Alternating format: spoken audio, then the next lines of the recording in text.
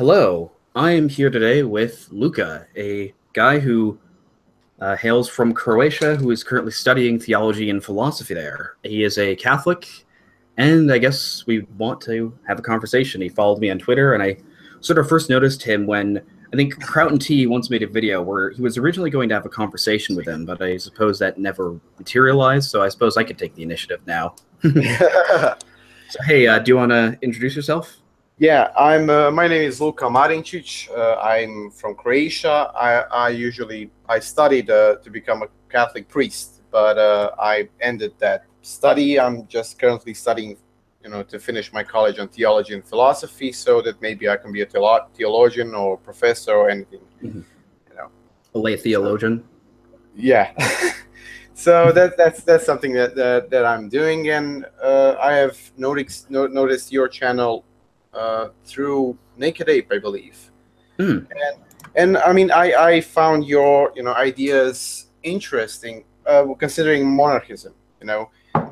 Monarchy. I consider it interesting, but I'm not a monarchist. I love republic. I love republic. But it's fine. When we talk about social issues, we agree on those things. So. Yeah, and that's the thing is my beliefs regarding monarchy and all that. It's more sort of. It's not really something that right now I'm going to go out in the streets and like demand that we switch to having a monarchy. I'm still realistic, but I just think it's sort of an interesting idea. And definitely, the broader idea I've had with monarchy is that one of the bigger problems I have with the modern world, and even with, I suppose, quote unquote, red pilling a lot of sort of conservatives, is the idea that they seem to. I'm hearing an echo. Or is it for me? I think it might be. I should lower my sound, I believe. Okay. Is it better now? Yeah, it's fine. Oh. I can still hear a bit of it, but it's fine. But yeah, regarding monarchy, I think it's just more of the idea that, you should be allowed to explore various ideas that might be thinking outside the box, I suppose, because currently, from what I hear by a lot of conservatives, is that, like, they still seem to have this sort of post-World War II mindset that, like, unless it's a liberal form of democracy with a soft to hard form of welfare state and social liberalism good, then you can't really step outside that box. But once you start realizing that that just doesn't really work anymore, and you sort of allow yourself to open up to just new possibilities, it's interesting what you find yourself, sort of subscribing to.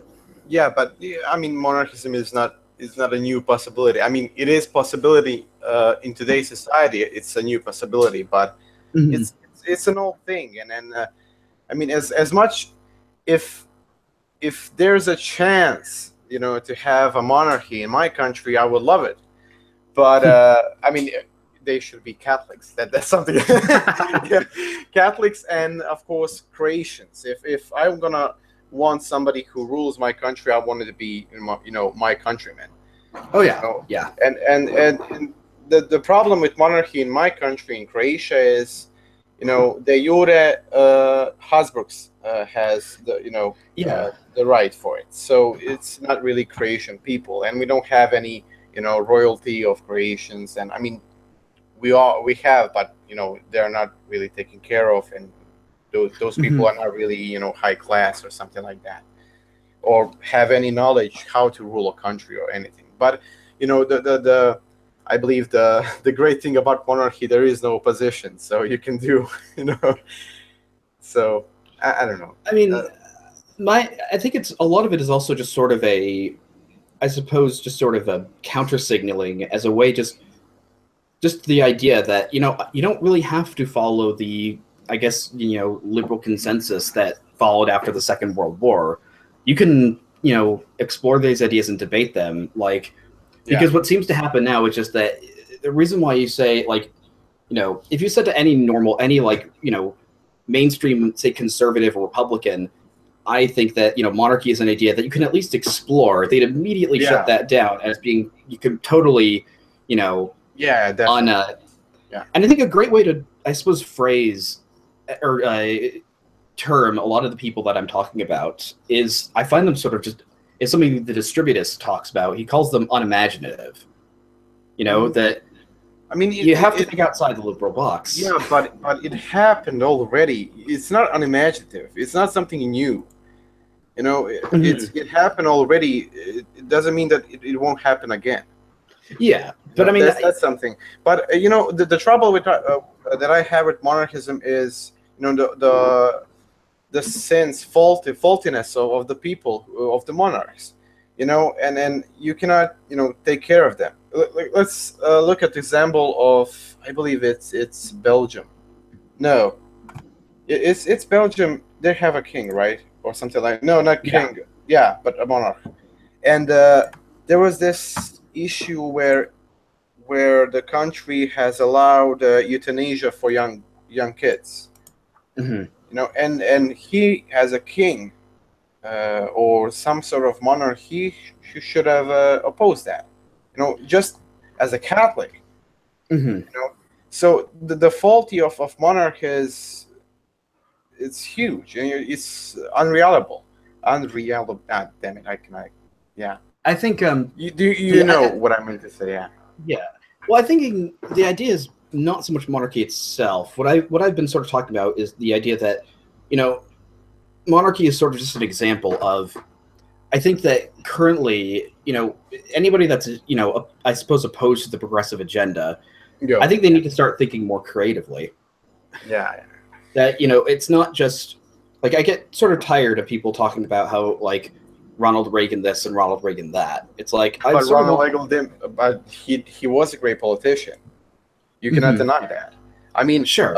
I admire Ronald Reagan on economical issues, on social issues. You know, he was openly advocating against abortion.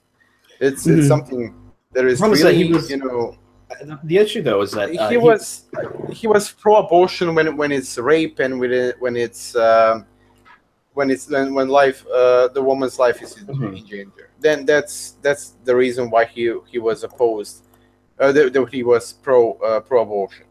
But you know, listening to all of those stuff then and comparing it today, no politician is doing so, you know, today. So it's usually a nostalgic, you know, feeling for Ronald Reagan and all that stuff. I mean, this is especially, I'm very familiar with this because of, like, the generation of my parents who were young people in the, you know, in the 20s and the early 30s and the 80s, and they fondly remember, obviously, the Reagan years. But I'm thinking, just, you know, I mean, my sort of belief is that using that as ideal. Yeah, but I think my overall belief is more that, you know, I think both of us would agree that the secular world and the world that we're currently living in just is increasingly sort of hostile to Christianity, to, you know, the values that we think are morally right and our sort of vision of what Western civilization is. And I think that it's slowly slipping away, further and further away from us. And the sort of realization I suppose the sort of a hard pill I've swallowed is just the idea that, like, you hear a lot from, I guess, the skeptic community, or a lot, it's just like, that either like, how are we gonna, they talk about, like, how do we, like, fix our civilization and, like, you know, stop Islam, or, like, you know, conservatives still seem to think that, like, you know, we operate under this like, sort of fair idea of, like, a fair, everybody sort of gets a fair platform to speak or have their ideas heard, and that there's this sort of, still the sort of post-war liberal consensus that exists, but that, you know, that's been broken, and it's been broken for a long time by the progressives. So it's like I spoke about this in a video. It's like they think that we're operating under a peace treaty that's been broken numerous times, and sort of you just have to realize that both that, and I sort of have come to think that our current society is just not sustainable. Yeah, but I mean, I usually make distinctions between secularism and secularization. You know, I'm pro separation of church and state. I'm pro that. But you know, the problem lies when you deny people their right to believe. You know, and then you have this laws in France where you cannot wear cross, or You cannot wear burqa or something like that, because it's like you're pushing your beliefs to other people, which is nonsense. It's mine. You shouldn't deny that. But and the problem with secularism is Dave Collin. I watched the Dave Collin where he became from anti-theist to just atheist. He said, okay, I'm an atheist, but there are some values of Christianity that we should preserve, and then we should fight for, and we are on the same side. That's the attitude that we should, all of us should have. And the problem with secularism in Europe is, they ruin the values that Christianity has gave, and the problem is there is nothing that they can replace it. And guess who's coming?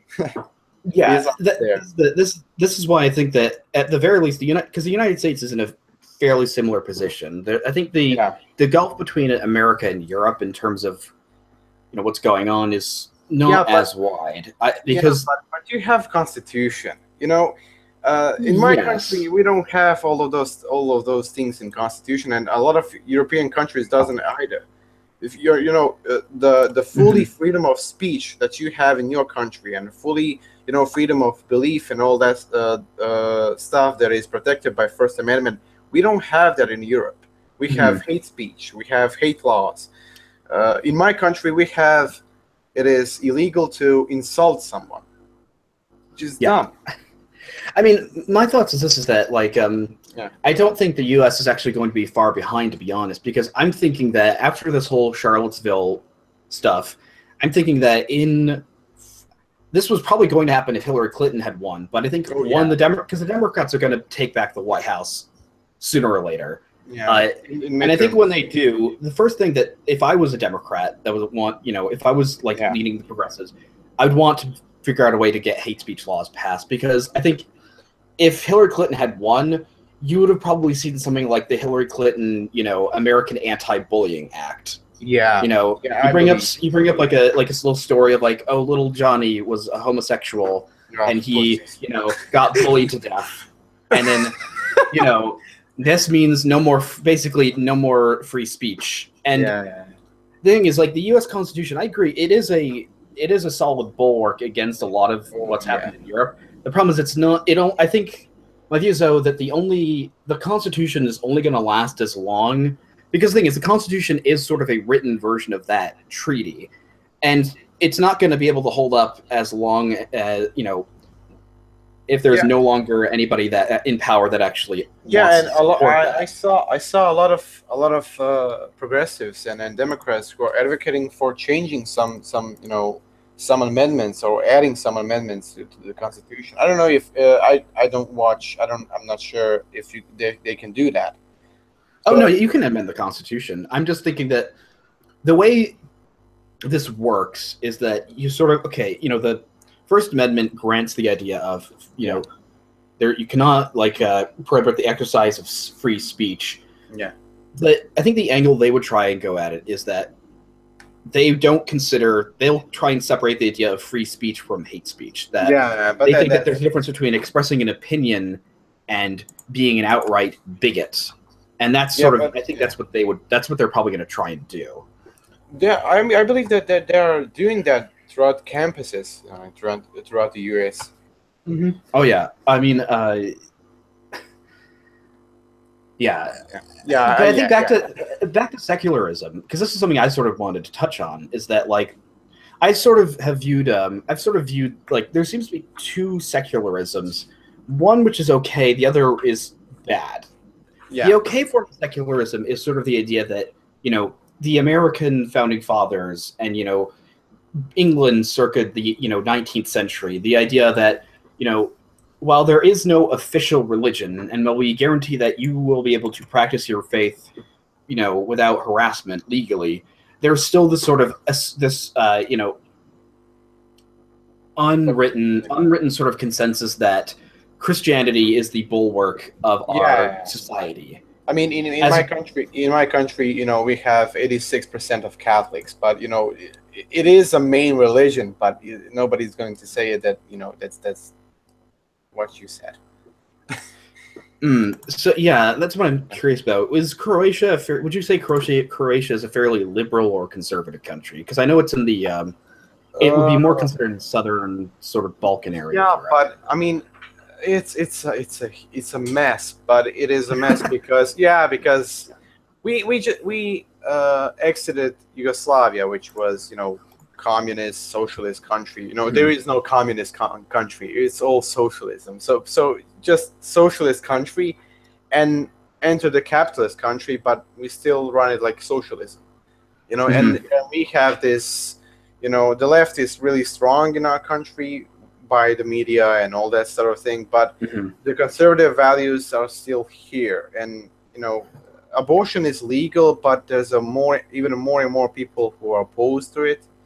We had a referendum to put in our constitution that marriage is institution between man and woman, and it did happen. More than 60% of people voted for, and it's the sort of thing. But what I hate is, we have a lot of Catholics who are Catholics on paper, Yeah. And they're Catholics when they need to get married and have the sacraments and all that sort of thing, but they are not Catholics when we talk about social issues. When we talk about gay marriage, abortion, euthanasia, and all that sort of thing. It's all fine and well. It's a woman's body, and they love each other. And why shouldn't we? So that's, and I hate that in my country and all that.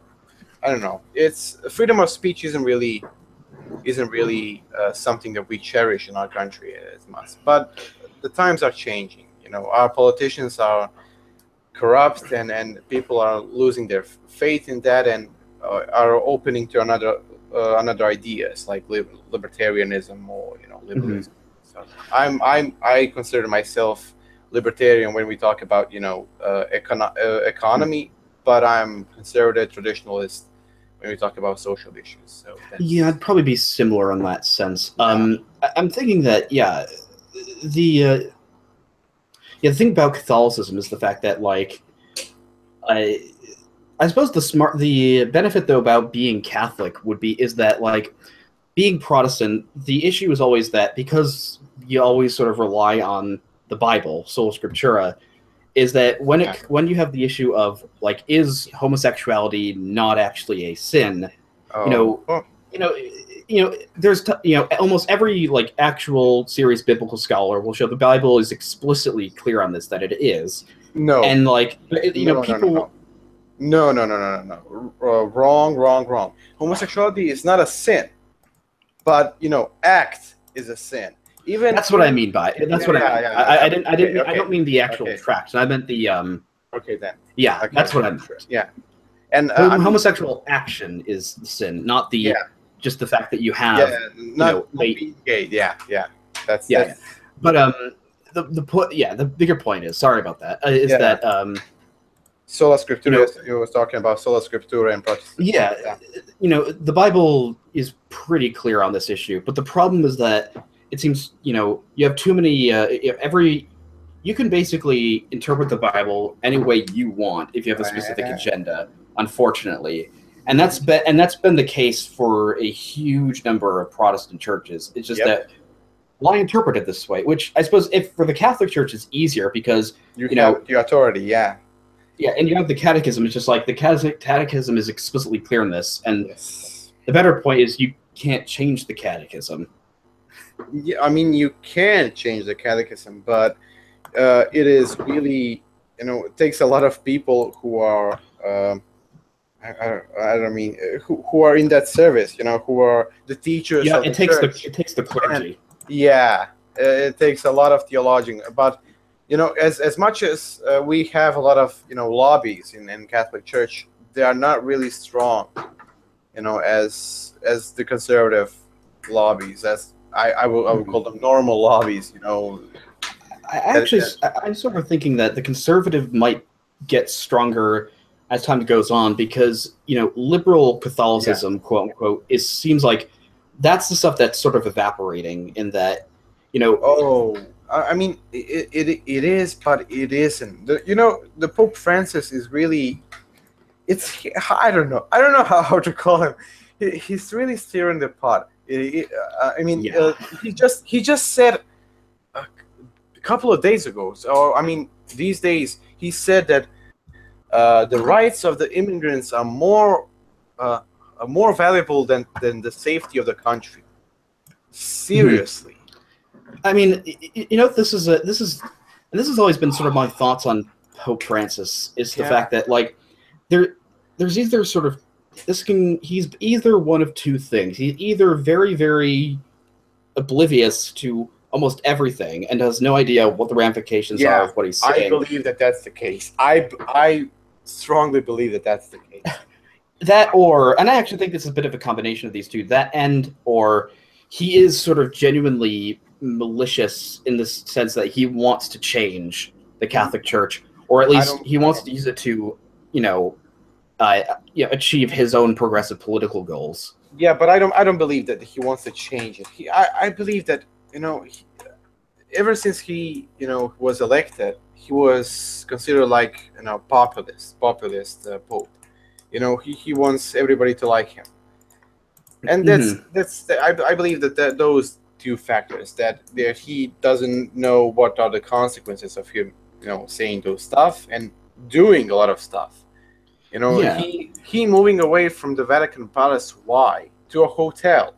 Vatican Palace is in ruins. So I understand, but I mean, consider he doesn't understand that when the next pope comes, and if he wants to return to Vatican Palace, what are the people going to do?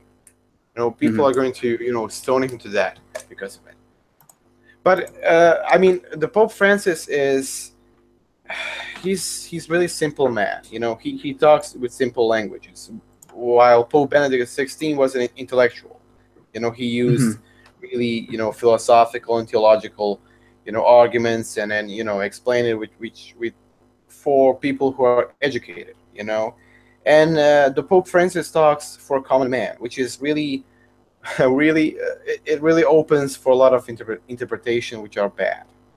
Yeah, I know that the biggest issue right now is when he issued the Amoris Laetitia, the idea that there's so much confusion over. Some people a good number of people have interpreted him saying that you can give communion to divorced Catholics. Yeah, but you can't do that. I was again I was studying to be a Catholic priest, and I failed a year. So yeah, listen. So the reason why I failed a year was I was lazy and fell into depression and whatnot. But anyway, so the case is with seminary is that you are not in the seminary for a year until you clean that year that you have failed. So they throw you out and you take care of yourself. But usually your bishop sends you to some parish, to be there for a year to see what it's like, and to help the priest and study for your college. So I was a year in one parish in Croatia, and I have seen a lot of divorce couples, and I mean, divorce. You cannot get divorce in Catholic Church, but separated couples. And I asked my priest, can you give them communion or something? No, you cannot do that. Even a lot of media has said that you can, but no, the Catholic Church is really strict on this. But what he has done is he has easing up the divorce per se, for the couples to have a divorce, but it's not divorce. It's just annulment. Original. It's like it didn't happen. Yeah, do you understand what I'm saying? So yeah, I understand the difference between divorce and annulment. Yeah. And so he fastened the process because the process was really, really long. So he just fastened. That's something that was done, and which is really good, but giving communion, no. Communion is really holy to the Catholic Church, and you should be secularism. I don't know. Sorry, my language. Fine, no, it's fine. I understand. You know, I can comprehend everything you're saying. Your English is very good. Thank you very much. You're welcome. But yeah, the thing is, like me, like I'm visiting like some certain Catholic parishes, and the issue is that like with Protestantism, there's sort of this very and increasingly what's happened is there's this very sort of clear line between what I'll call small O Orthodox and heretical churches. Oh yes. And because the thing is, in Protestantism, the sort of bright line that, you know, the line that, you know, when you cross it, you start being, I can't really consider you even really Christian anymore, or at least the church, is the idea, is like human sexuality. And it's like, what side did this denomination fall on in the sexual revolution?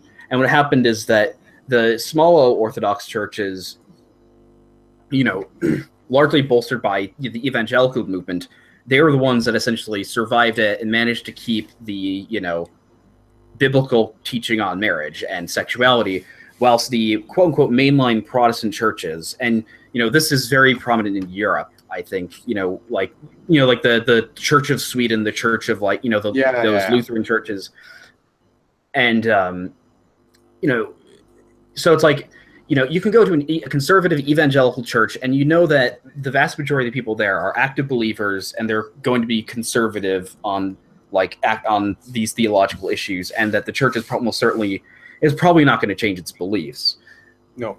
Whereas in the Catholic Church, and then versus, like, if you go to an Episcopalian church, which is the American version of the Anglican Church, like, they'll have rainbow flags flying outside the church. They'll be led by a female quote-unquote priest, and, you know, they'll be, like, fine with abortion and all of that. And, you know, the difference, though, is with the Catholic Church is that those lines are much less clear, because the fact that you can be going to church, with, you mentioned this earlier, is that, and you'll either have, you know, very, very devout practicing Catholics, you know, sitting in the same, you know, sitting right next to somebody who is like an active homosexual, and, you know, somebody who is an unrepentant sinner, and, you know, doesn't believe anything that the church says, but they're Catholic just because that's the sort of culture they grow up.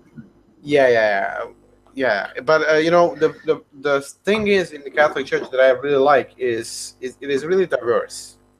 You know, it has a diverse spirituality.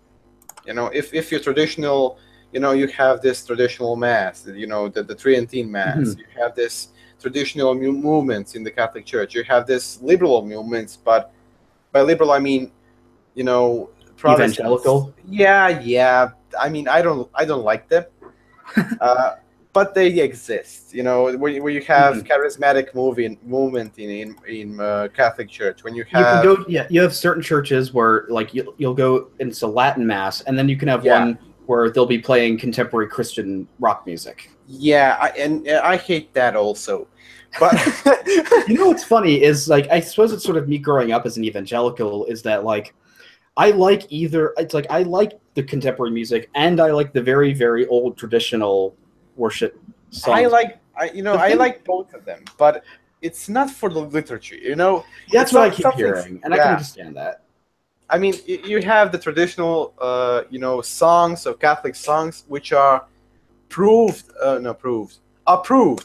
by the Catholic Church, that they can be, you know, sang and in the liturgy, you know. And then you have this Protestant song that were interpreted in the Catholic Church, so you don't know where they're coming from and when they use it. You know, I mean, there are rules for reason, but they don't understand that. You know, if you tell them, you know, there are rules and why you should sing this and not this, and they usually say, but we praise God. What matters? When you were talking about they, I mean they by, you know, this, which is, you know, it's a liberal generation, but it's not a liberal generation. It's just people who love this, you know. It's like contemporary evangelical Catholic, not liberal. Yeah. I get that. That's what I'm saying. Because, like, I think the thing is, though, like, as much as you can argue against, there's issues with contemporary worship music.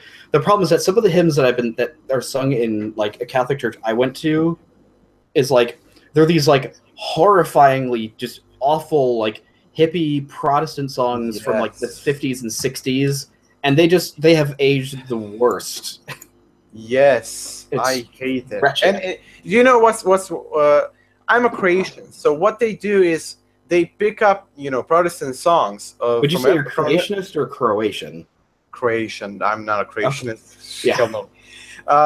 But so they pick up this Protestant songs from America. They translated it so they can sing it. It said nobody knows where it came from. That's first thing. And when you see the lyrics, you exactly see that's not the same teachings. That's I just it's a mess. It's a mess. Everybody everywhere is mess. I don't know. Well, and that's sort of the difficulty is because I'm not like 100% committed. Like I'm going to become Catholic. I'm still sort of working out theological issues. Yeah. Okay. Right now, it's sort of a trying to discern this between the Catholic Church and the Orthodox Church, because I went to an Orthodox church that's in my town. Yeah. They are the oldest. When we talk about discipline, when we talk about liturgy, they're the oldest. I mean, and this is the thing, is that because theologically, the reason why I've been sort of understanding why I think the Catholic Church might be right is the sort of biblical arguments of, in Matthew 15:16, when he says to Peter, Peter, you're the rock. You're the foundation of the church. Yes. And it's like the Orthodox response to that has not really been very, impressive. Like they're just saying like, oh, he didn't really mean that. He meant like this is the faith to the apostles, even though it's like it seems pretty clear. Peter, he changed his name to Peter, which is rock. On this rock, I'll build my church. I mean, look at the other passages. Look at the journey of Saint Paul. When he was baptized, where did he go? Rome. He went to the Peter. Oh yeah, because he was the leader. Mm-hmm. That's so if I mean it's the basic Christianity at most. Peter, who was the most faulty one, who was arrogant, who denied Jesus, denied. He denied him 3 times. Yeah, he denied him. He was really, faulty. He was really sinful, but he had the biggest role, and that's basically the Christianity, and that thing. And the Protestants said that thing. You're the Peter, you're the rock, and on that rock I shall build my church. They say that was implemented later, but it is in the theologians and people who research the Bible have not find that argument valid. So so that verse is specifically for Peter and then for him as a pope. Mm-hmm. So it makes sense, but the Orthodox, we were the one church, and Orthodox have their own Peters, though you have patriarchs, because I think their idea is that you had the various patriarchs of cities, like I think Antioch, Constantinople, Rome, and a couple other other cities. And I think the idea was ultimately over who was more, the idea that, well, because the Romans have the successor to St. Peter, and Peter is the foundation of the church, they should be the one to have authority. Yeah. And things just sort of drifted apart. Yeah, but we the Catholic Church accepts their priests. They have. They're technically in communion, aren't they? Yeah, but I mean, how can I say it? It's not usual. It's when you have no other place to go. You can go into their communion. We accept that there is transformation in their communion. But it's we are different, in discipline, in hierarchy, in liturgy, and everything. But they don't acknowledge our Pope, and that's the thing. We our hand of peace, and they just shove it up their ass. I mean, yeah, the thing is that like the difficulty though is that like it feels like finding a conservative traditional Orthodox church is a bit easier because because the fact is you have such a diverse range of Catholic churches, but like you know I mean. The other argument, though, I've heard that, like, you know, the idea of the Immaculate Conception of Mary, which is something that both Orthodox and Protestants disagree with. But Yeah. the fact is, like, it makes sense, though, because God can't be in the presence of sin. And thus, you know... Yeah, but do you know the history of it? Could you tell me? Well, it was already believed. You know, it didn't have to be a dogma. You know, so when it came to discussion, Dominicans were against it because, well, why would you bring another dogma when, you know, everybody believes in it? You know, it's a known thing, and the friars were for it. So the first council was supposed to happen, but it didn't because something I don't know.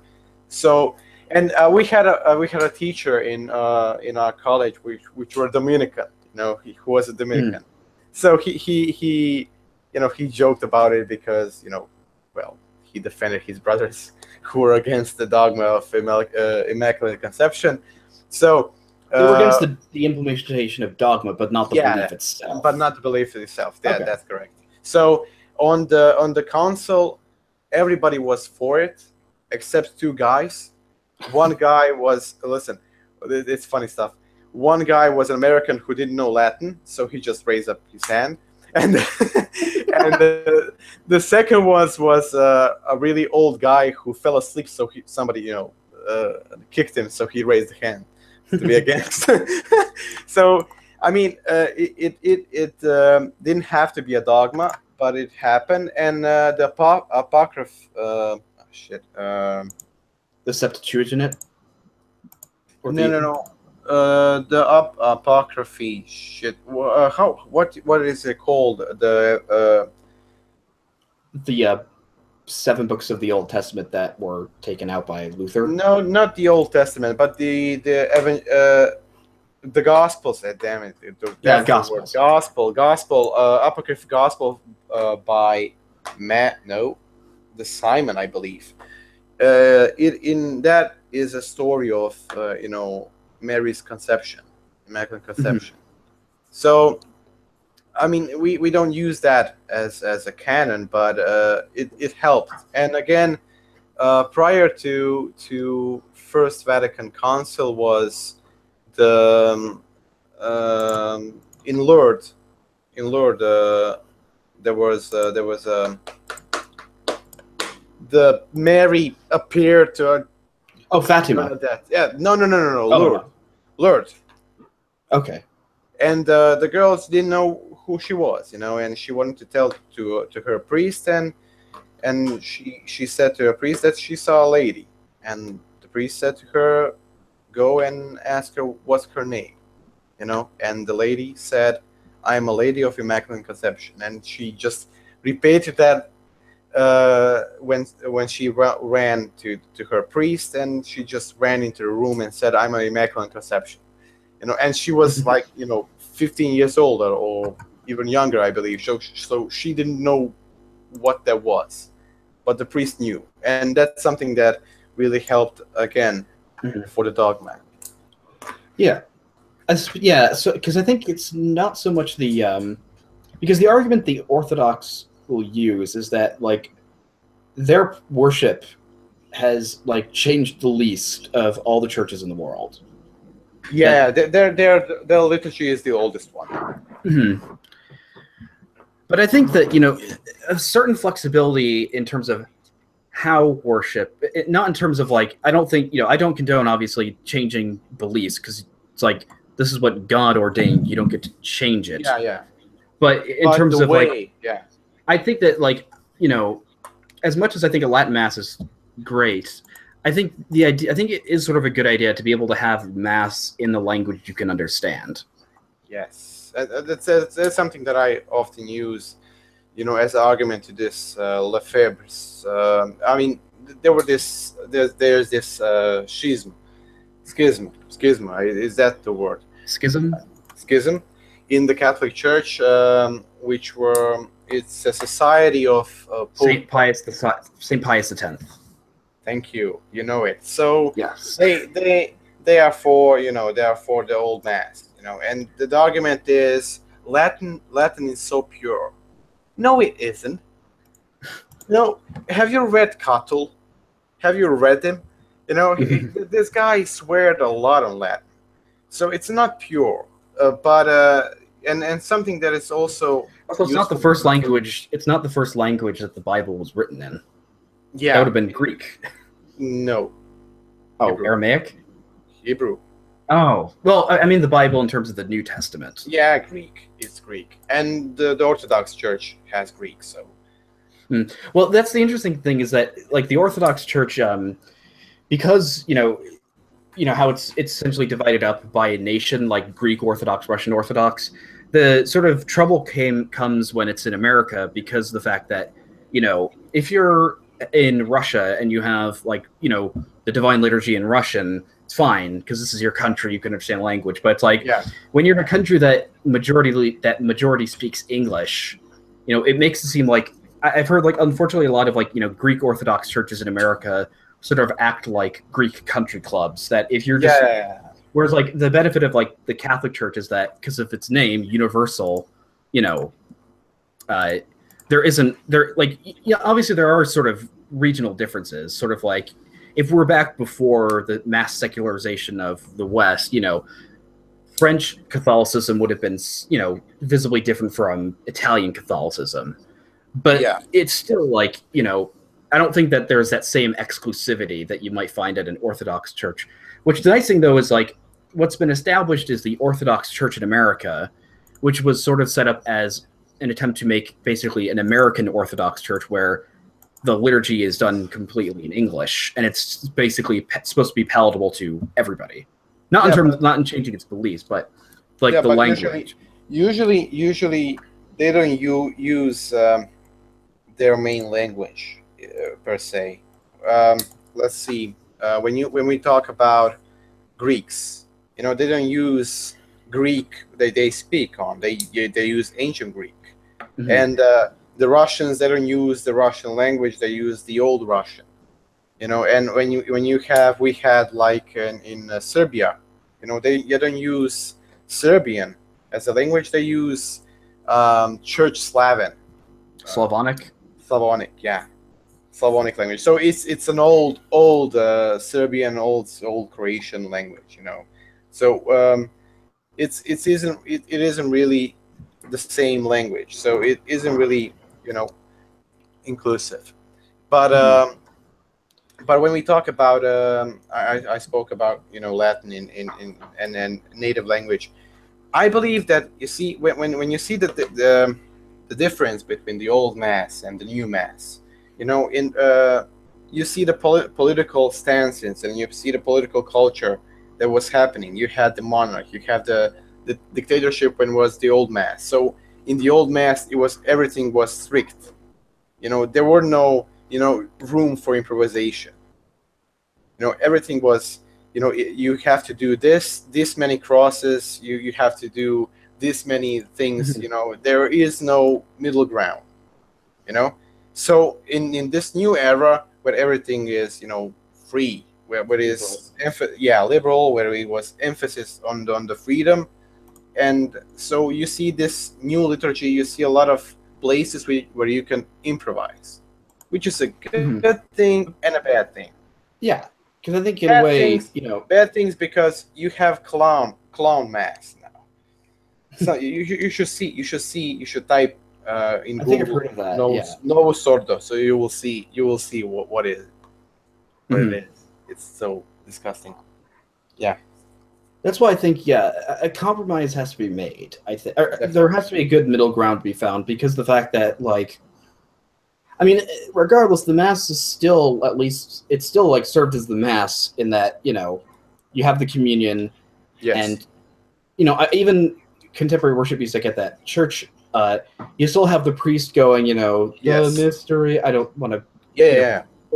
Which I really like that. I wish they would do a little more of it, but that's something. That's something that we called the part of the mass that could not and should not be changed. It's always the same. Well, I think it's because that's essentially, isn't that what Christian worship is basically centered around, is the Eucharist? Yes, the words of the Jesus Christ, at the Last Supper. And so it's sort of a that, and wrapped up with a lot of ancient Jewish worships of God with singing.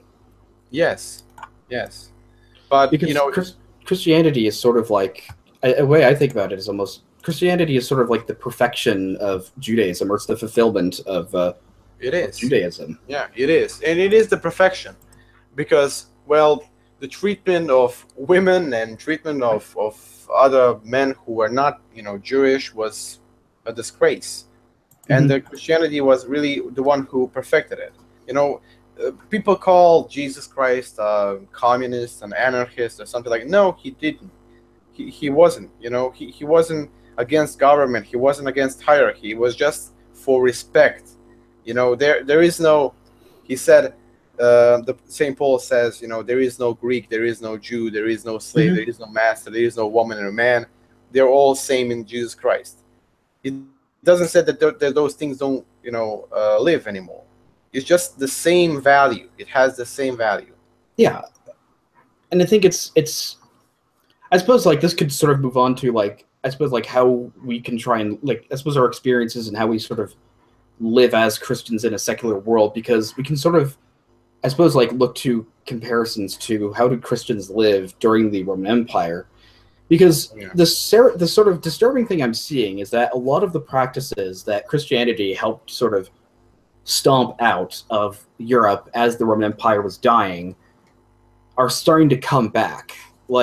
Before Christianity took hold, infanticide and in a lot of cases abortion was very widely practiced, and the women and slaves were treated as just mere chattel and property, and children were not really or barely considered actual human beings.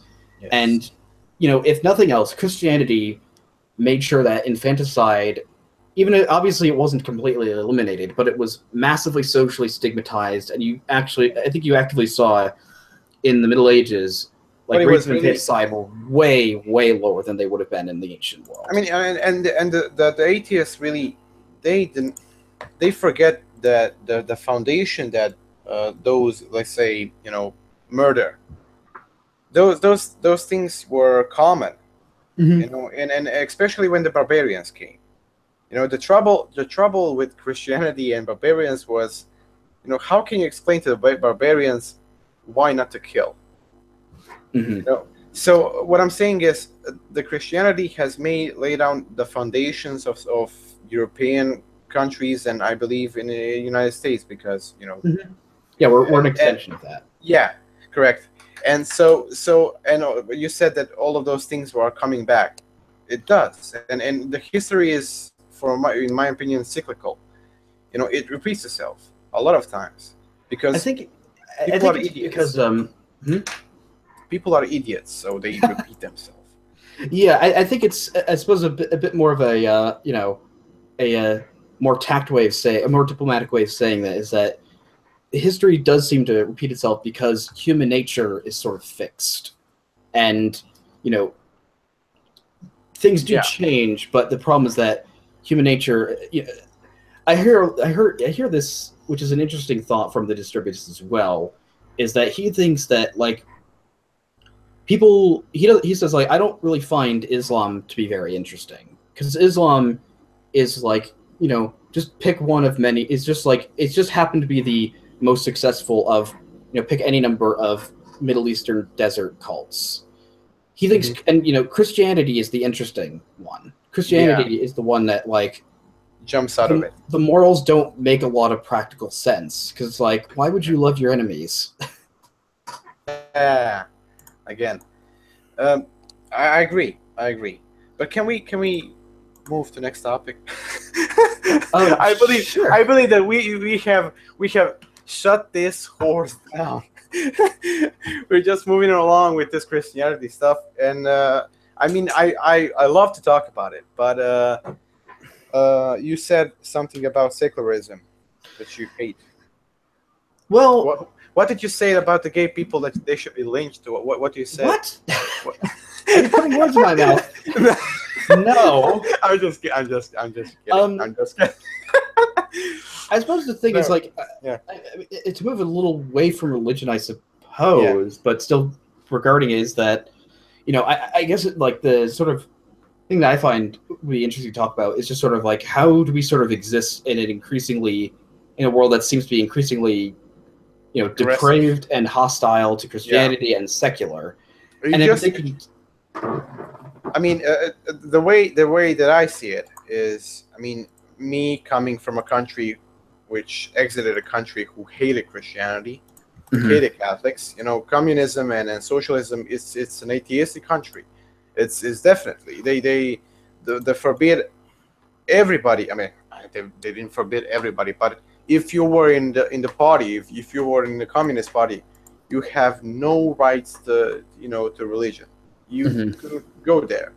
In fact, if priests and we have a lot around 600 dead priests, nuns, seminarians, cardinals, and everybody who were killed in the communist regimes.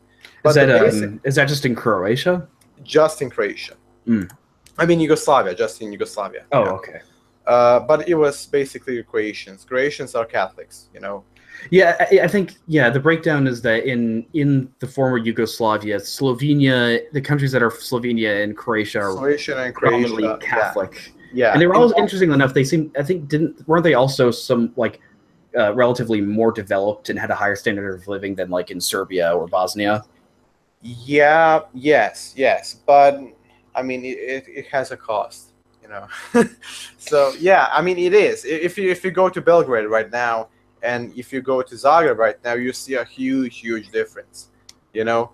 And again, we moved on. You know, Serbia still lives like it's Yugoslavia. I mean, we still, you know, rule a country like it's Yugoslavia, but you know, buildings, technology, and all that sort of thing, we moved on, you know. And if you go to Belgrade, you have a lot of, you know, coffee bars and all that sort of thing called Yugoslavia, called Tito, called, you know, all that sort of thing.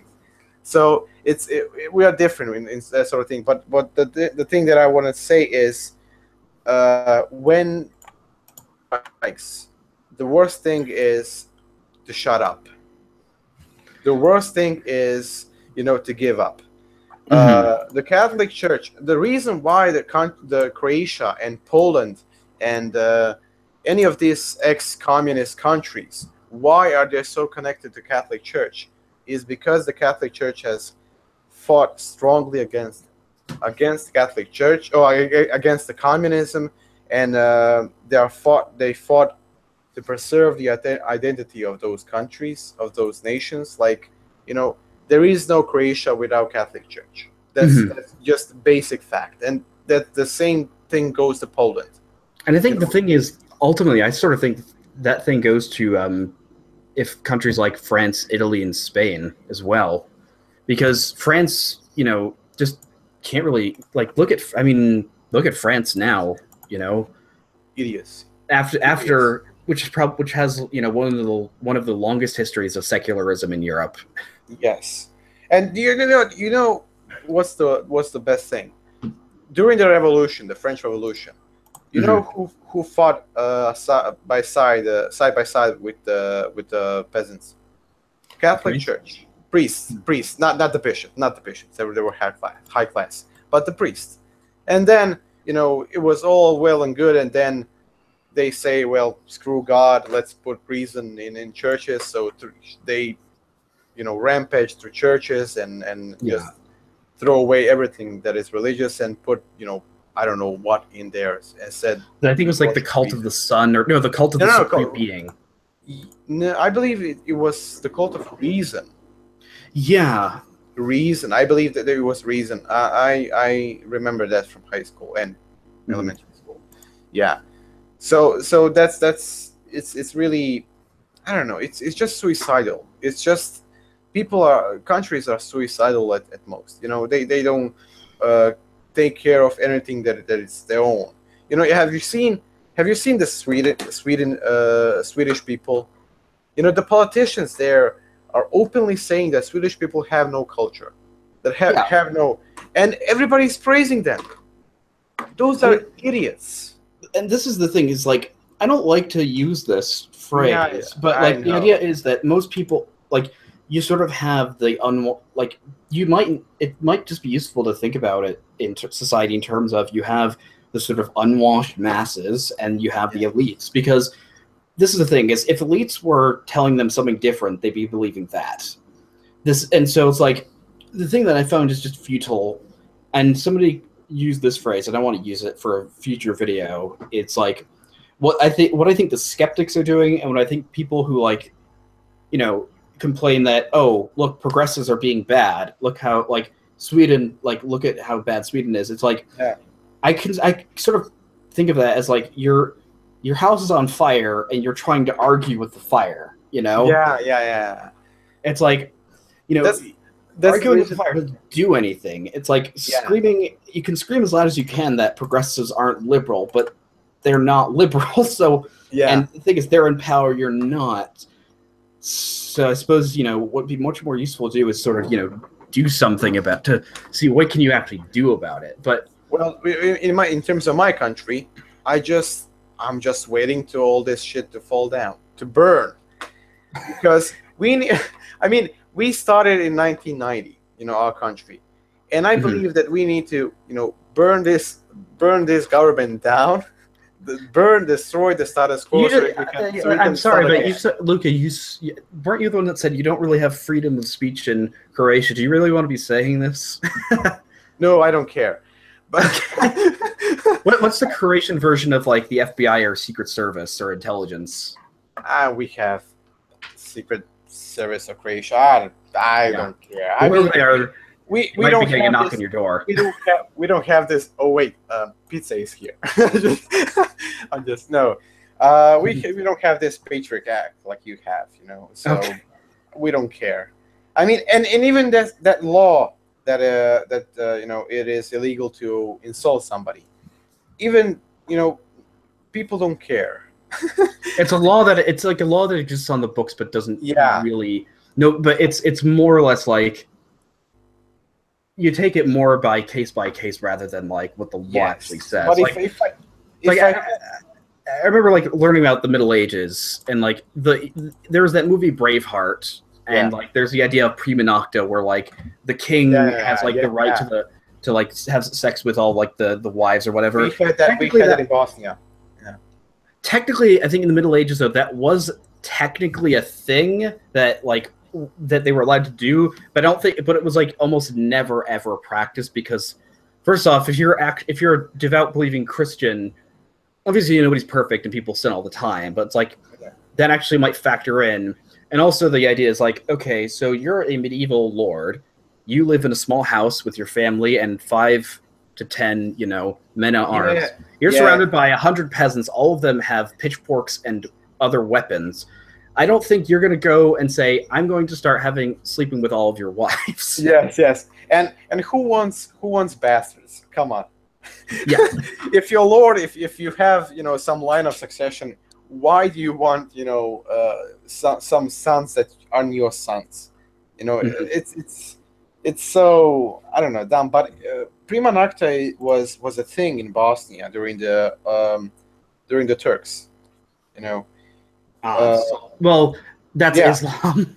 Yeah, that's Islam. But again, you know, it's not really uncommon when you talk about monarchy or emperors or something like that. So, well, the interesting thing is that, like, you have this interesting distinction between, I call them just harem cultures and non-harem cultures. Yes. And that because, you know, a big distinction is sort of, you know, harem cultures being like the Islamic world, like the Sultanates and China, versus Europe, and to an extent, I don't really think like harem culture really existed in Japan. I'm not sure, but in any case, all cultures are beautiful. Shut up.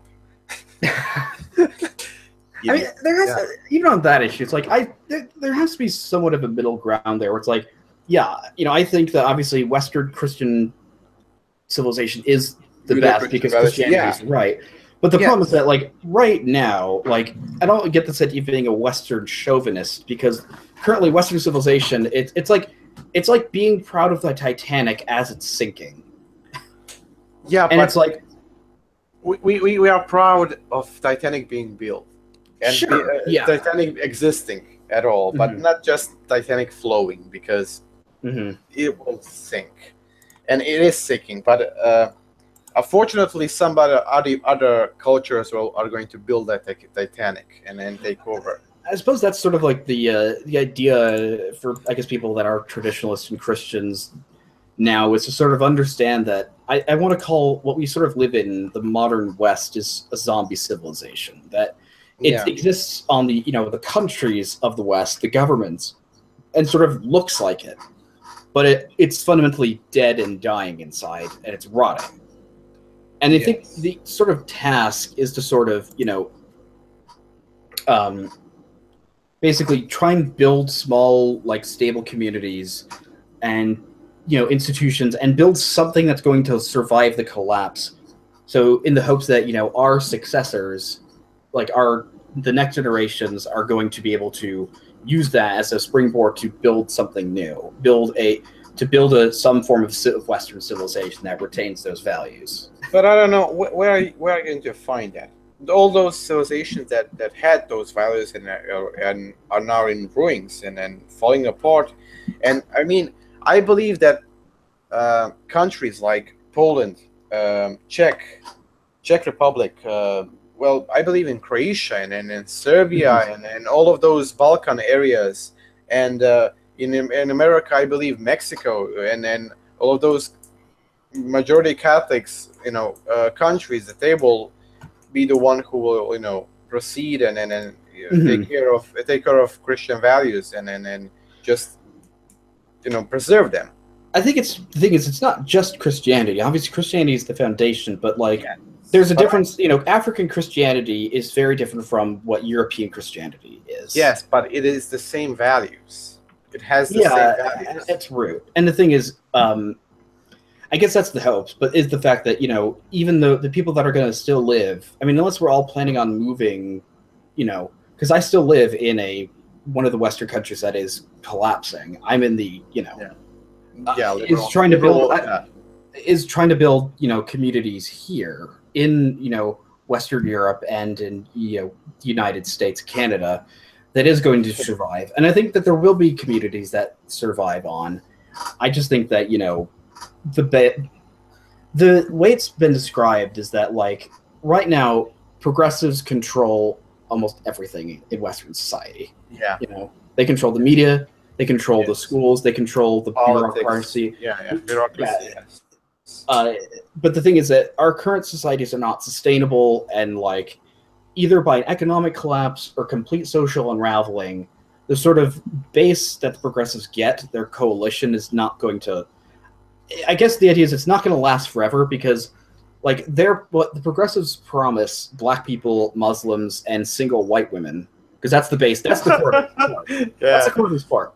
Yeah. When the progressives aren't able to provide the SJWs with the utopia they keep promising, eventually the patience is going to run out, the money's going to run out, and, like, the thing is going to start cracking. And that's the thing is, the progressives losing is also when society collapses. And the idea is that if you're dying, it's like they want to take out whoever they can with them. It's like if they're going to go down, they want to take whoever else they can with them. And I think the idea is that, like, they want to destroy, if the progressives are going to, like, were to collapse tomorrow and, like, society went down, that just completely fell apart, they would probably do it as much as they could to, like, destroy conservative Christianity while they still could. And so the idea is to try and build up Christianity to be as robust and strong so they can't actually destroy it, take it down with them. Yeah, but the society that SJWs and the left want, it isn't really democratic society. Well, so let me just give you something. Have you seen Yuri Bezmenov? Oh, the subversion guy? Yes. And he said the amazing thing: all of those people who advocate for those kind of government, you know, when it comes, they are the first in line to die. Yeah, I mean, that's not such a far-fetched idea of, like, you know. It's not a bad idea, I know, but I mean, so what's your opinion when we talk about killing people? What's your opinion? What? What's your opinion on death penalty? I'm really not so sure. I mean, it's a bit of a bit off topic, but I'll bite. I mean, with the death penalty, it's that I sort of believe that, you know, I guess I'm sort of okay with it when it's in the most extreme cases, like a serial killer or like a mass murderer. You know, I thought about it. You know, I was against it. Really, I was against it because, you know, all life is precious and all that stuff. And I truly believe that. So, I read some of Catholic articles and all sort of things, all those kind of articles, and they said, you know, that penalty is okay. So why? How come? And Thomas Aquinas actually wrote about it, and he said the same thing. You know, if a man, if a criminal was, how can I say it? If it was a danger to the society at all, being in prison or not being in prison, if he was danger to society, then it is morally right to kill him. You know, so I mean. And again, I have these questions: who decides what is morally right or morally wrong? I don't know. It's just in conclusion, I believe that we should bring back that penalty in Europe, especially because of the Muslims. They can kill. No, listen. They can kill us, but we cannot kill them. How come? Idiocy. Yeah, and this is if we could talk about Islam, because I know Croatia was sort of for a while on the sort of front lines of the migrant crisis. Have you heard? Oh no, yeah, Dad, you talk about today world. Yeah, sorry. I thought you were talking about, you know, Middle Ages when we were. Well, as you said, history is sort of cyclical, but But in the last time during the Middle Ages, we were defenders of Christianity, you know. But now we just let them go, you know. Just go. Just go. You're going to Germany, I know. Just don't. Germany, just go. Things up too much. But I guess we just you know we wanted them to stay, but nobody wanted to stay. Because I love that. It's like. But, these African men, I guess they just have a thing for like German or Swedish women, but like, how dare you? Yeah, but it's like those are women and children. How dare you? I know, complaining that the iPhones that they don't have Wi-Fi. But it's like they don't have Nutella. They see they don't have, or gummy bears. Have you heard that? Yeah, I've heard the Nutella thing. Didn't they like burn down a hall? Yeah, they burned the tents. Their tents because they didn't have Nutella. That's sort of the thing, though. It's like, okay, you have all of this evidence. It's like, clearly, if there were, I suppose, sane and rational people running our governments, they would understand. But again, it's like, okay, you know, maybe helping people that were actually refugees, like a small, like, you know, because the thing is, that's the thing that makes me sort of very upset is that, like, if it, you know, 5 years ago, if you were to say there's refugees that need help, let's help refugees, I don't think I wouldn't think twice. Be like, sure, that's a great idea. Yeah, definitely. The problem is that it's become a dirty word because those migrants have completely sort of they've made that word toxic, because it's like there are probably almost certainly like actual refugees from Syria, and, you know, to the extent that they would be able to, if European countries wanted to take some in, like, I would say, you know, make a priority for like Christians and people that were persecuted. It's fine. Have you heard about Slovakia? Didn't they like say we're only taking in Christians? Yes. Those. Oh, I love them. I love them so much. And we have now problems with migrants. It started in our country again. Raping started in our country. These days, I believe it was three women were raped. Sorry. But, yeah, I suppose like just to ask, like back during the height of the crisis in I guess late 2015. So do you have any stories, or could you tell us like what it was like being in the country that was sort of the gateway for the migrants to get into Central Europe? Let me just prop out. So we were in Yugoslavia with Serbia, you know. So we had a war, you know, when we exited Yugoslavia, but our government, yeah, we won definitely. And so our government is really sympathetic to Serbia, unfortunately. So what happened is this next. Migrants came, and we closed up our borders with Serbia, saying we will not take them, or we will take, you know, one by one. We will vet them, you know. And the Serbians complained, and we opened our borders. So, and we all, in Croatia, we, a lot of people, you know, were against it, but nobody listened to us. What we did was basically put them in trains and move to Auschwitz. I mean, Germany. So, so there was actually apparently at one point a reported story that like one of them, like they had to like they were thinking of like having to use an old concentration camp to house migrants. No. That would have been something. Yeah, a lot of people. Poland goes, we will take the migrants, but they have to stay in Auschwitz. Yes. Oh, I'm gonna tell you the story. I'm gonna write this down about Auschwitz and the Polish people. I'm gonna let me just Polish Auschwitz. Anyway, sorry, Croatian. Anyway, so we had migrants who were just, you know, on the way to Germany to Croatia because Hungary has closed its borders. So they went to Croatia, and we let them just so they can move. The Croatians eventually closed the border? No. Oh. No, we closed the border, but then, as I said, you know, Serbians complained about the trade or something like that. Is the migrant crisis still flowing? Do you still have these masses of people going through Croatia? No. I mean, as much as I know, no. But we have migrant camps in Croatia. We have in Zagreb. We have one. I mean, at the end of the Zagreb, which is, you know, main capital of Croatia, if you didn't know, and in eastern Croatia, in Slavonia, we have then one. In my region, we have one, and I believe that's all that I know. And now, you know, people are complaining for the camp in Zagreb because people are afraid. It is right next to the playground. Oh God.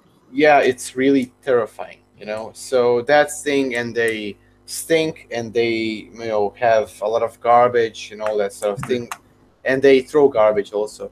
I mean, sorry, it's anyway, wordplay. Anyway, so. So it's disgusting, and people are complaining, but nobody listened. And now they are starting to, you know, have fun with the women. So that's all about the migrant crisis. And then Slovenia closed its border, so we have been, you know, screwed. That's with the migrant crisis. But I believe, you know, our president Kolinda has you know, made a great connections to Poland and the United States with Trump. So I believe, you know, we are heading more to this Poland direction.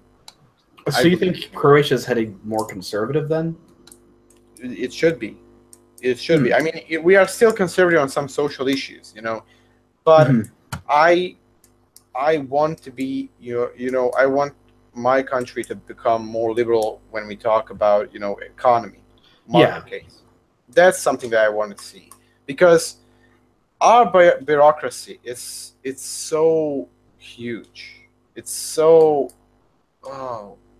it's a mess. It's a huge mess in Croatia. When we talk about healthcare, we have national healthcare. Thank you. Does it suck? Yes. I mean, yeah, it sucks. There is no explanation. Why is it good? It sucks. It's free, so nobody complains, but you have to wait for, you know, 2-3 hours to, you know, to have, you know, a regular checkup, and then if you want to have some how do you call it? If you want to have a CT or something like that, you have to go to Zagreb.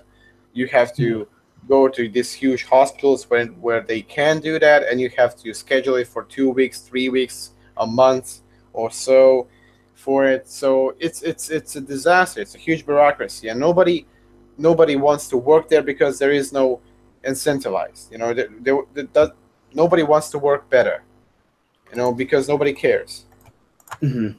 If some doctor, takes his time and works even more than it's usual, nobody gives a damn.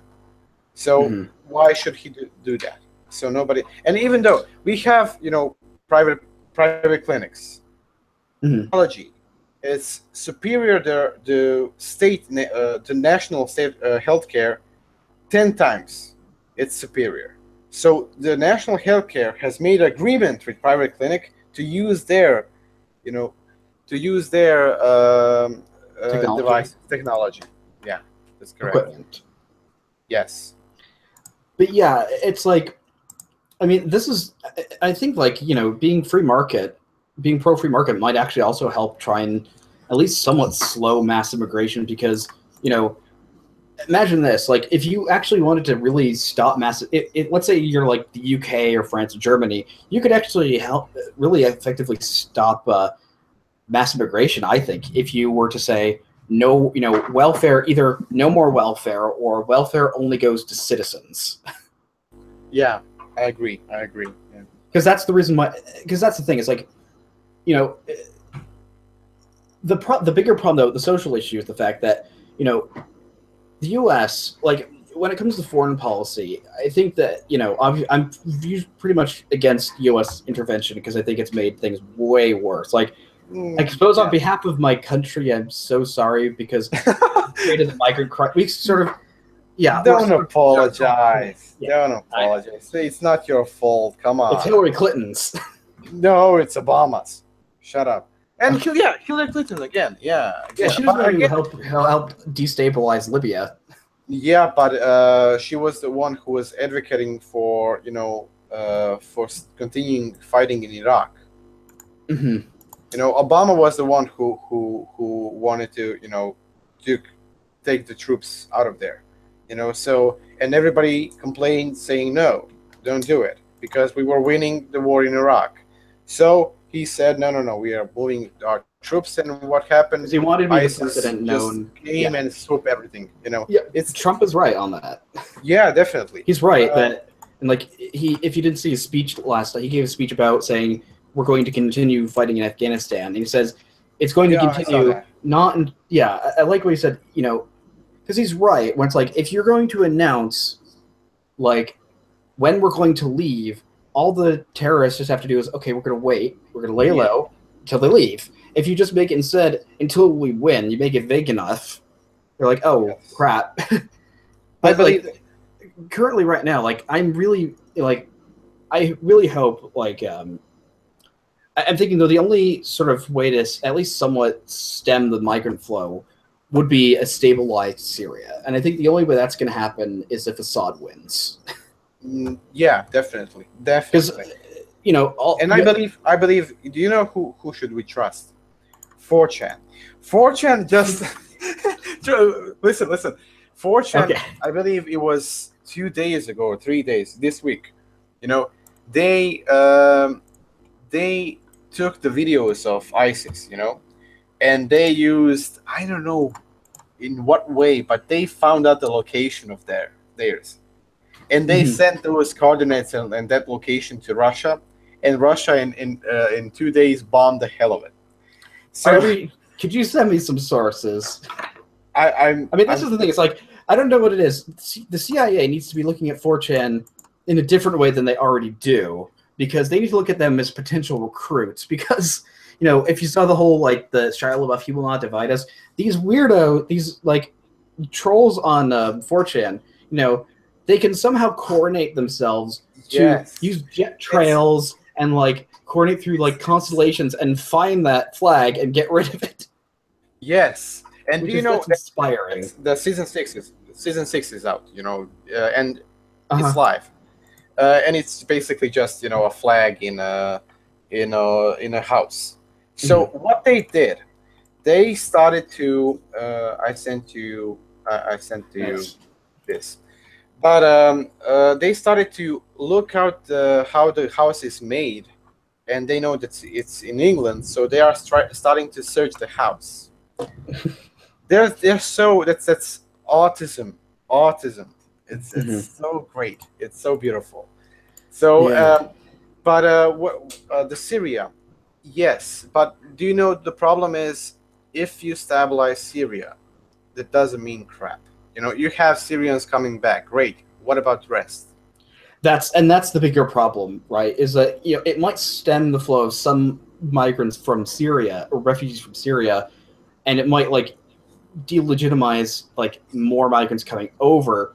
The problem is that you can only do so much to help people if you can only truly help people if they actually want to be helped. And the sort of disturbing thing is that it just seems like that seems like the consensus of most of European countries like Italy and Spain, which seem to be the focus right now, and Germany, is that they just don't care about their own societies. And that's just the thing, is how are you supposed to react in that? It's that's why I think the whole cuck thing is such it describes it well, because this is a great way to describe this cucks and the sort of ideology and just the sort of mindset.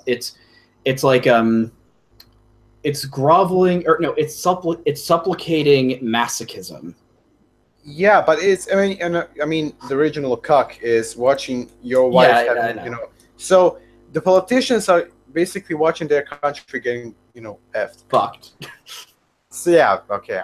If we I can swear here. Great. I'm Fuck. sorry. Yeah. Oh, okay, No. It's fine. It's fine. I was just trying to be how we call it.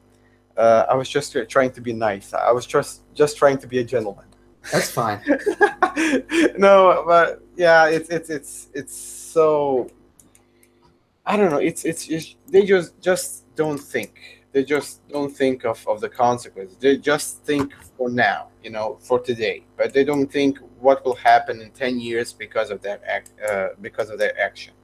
The issue is this as well, is the reason why you just have sort of normal mass immigration is the problem that birth rates in Europe, because of the sexual revolution, have been sub-replacement for several decades now. And you can either do, it seems like immigration is the sort of more practical solution in terms of realism, because of the fact that you have you can either spend huge amounts of money and effort and time incentivizing people just financially to have more children, and they do that, and it seems in many European countries it just doesn't seem to work. It doesn't work in my country also, but it's not a really it's not a really good way to I believe it's the societal it is. When we talk, I know that this is anecdotal, but again, my mother was a family of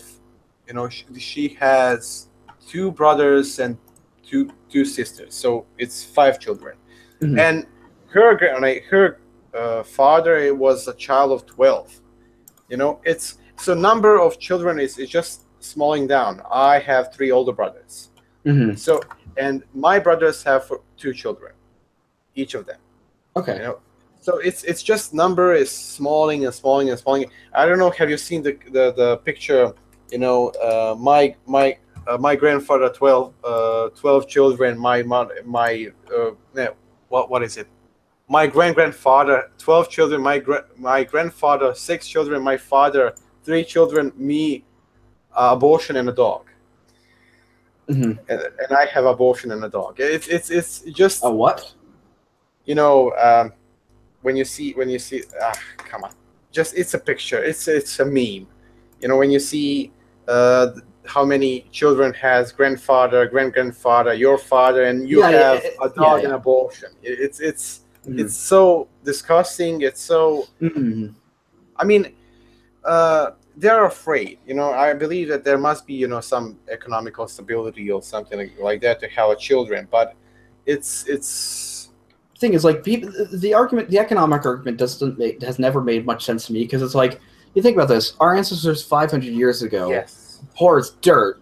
That didn't stop them. What stops people from having kids now? It's social pressure, because people are getting married later, and I think the sexual revolution, which is almost certainly brought about by, it would have been pretty much impossible if it wasn't for the pill, because of.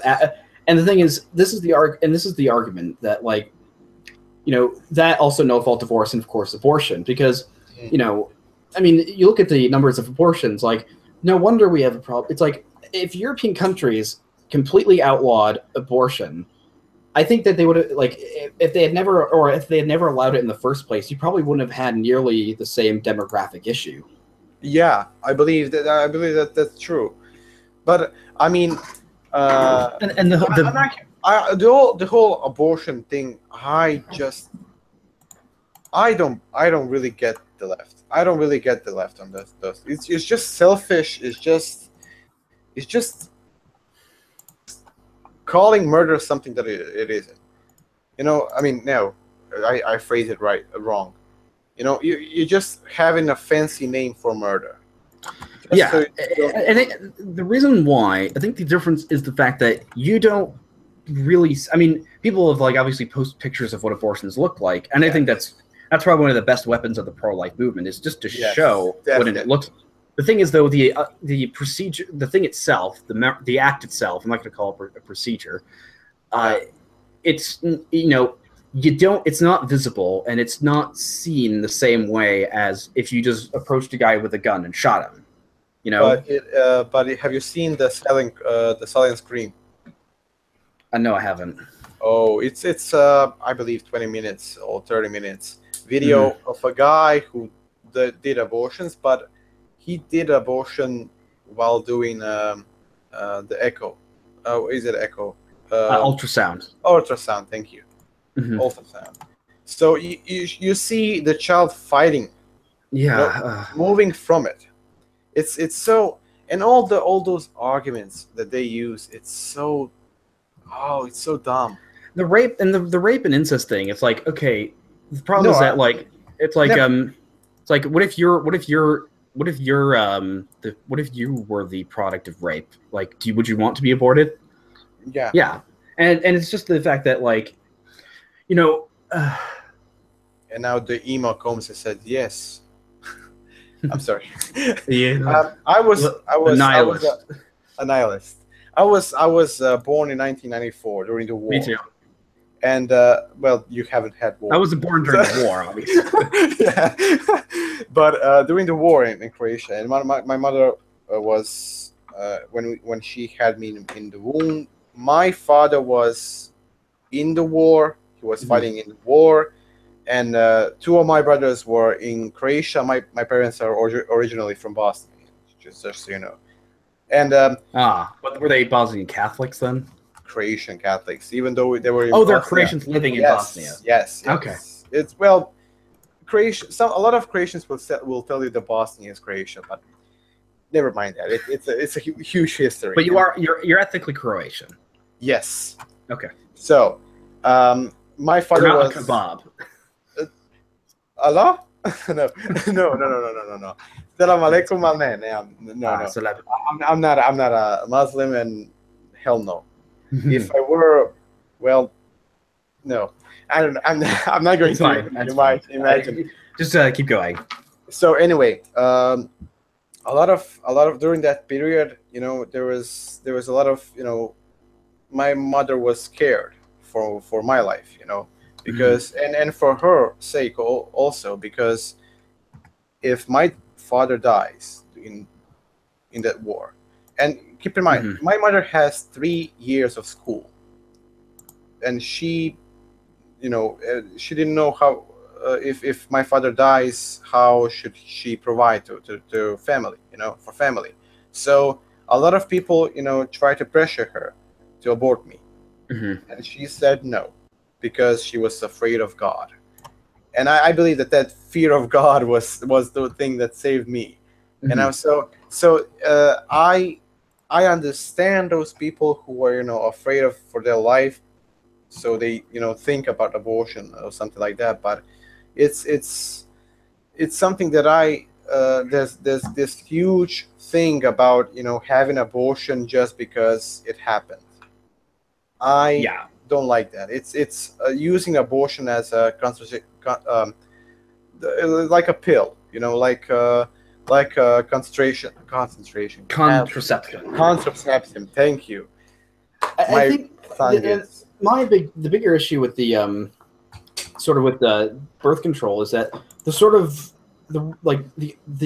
I guess the idea, the cell behind it was that it was going to, logically it sort of followed that if everybody starts using birth control, it's going to, prevent unplanned pregnancies.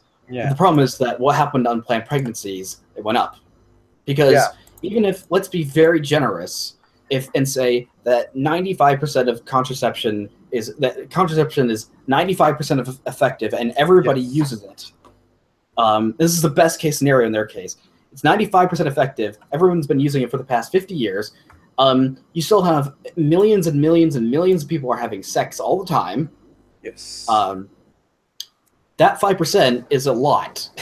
Oh, of course, this is the best case scenario because large numbers of people don't use birth control, and a lot of birth control is not 95% effective. So you have, and so the thing is, you had more and more people having unprotected, or not unprotected, having premarital sex is the bigger problem. Yeah, that's a big problem, Because the interesting statistic is that, I guess the only sort of thing of hope is that, at least in the United States, is that abortion clinics are closing down at a fairly fast rate. Yeah, and Life Action is doing a lot of stuff to that. Yeah. Mm-hmm. And that, and as well as the fact is that, the number of abortions is going down. Mm-hmm. And it's because people are now, to be fair, birth control I think is bad. I think the Catholics are completely right on that. But I think that I'd rather a woman use birth control than have to have an abortion.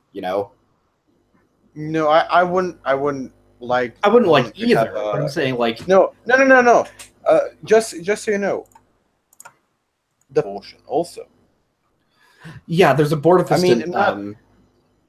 Yes. Plan B, but I would rather the guy to wear a condom than she has a pill, because, well, the pill does things psychologically and physically, a lot of stuff to a woman.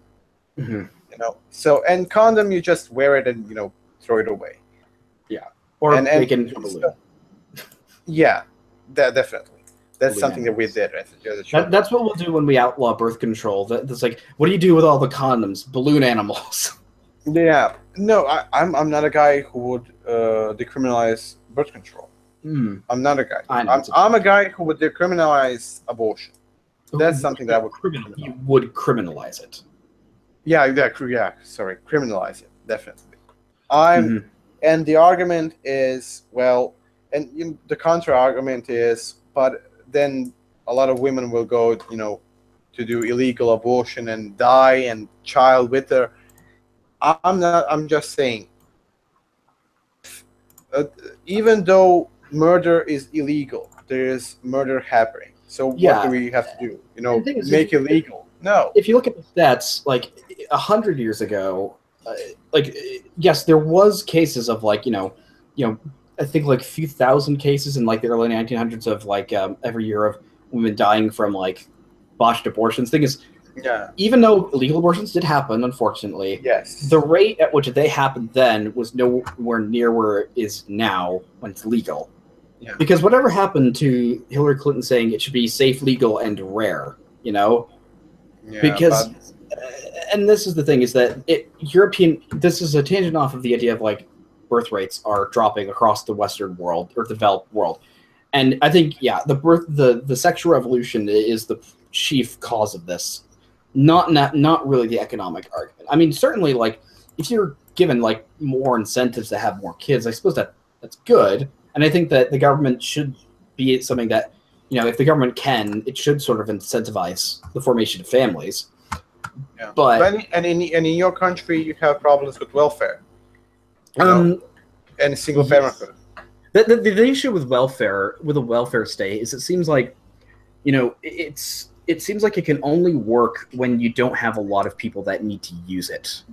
Because the idea of it of like as a social safety net, where it's like, this is not meant to. It's not really supposed to be meant to completely take care of everybody. It's supposed to be meant like, okay, there's some people that because through no fault of their own, because of some horrible circumstances like family deaths or tragedy, they're completely down on their luck, and this is a safety net. Welfare should be to pick them up. Yeah, but it shouldn't be to hold them. Yeah, the problem is that's what's happened, because there was what happened is, well, you had the racist. Oh, yeah. What? Have you heard the one that said if black people can if black people can vote, I will make sure that they vote Democrat for the next 100 years.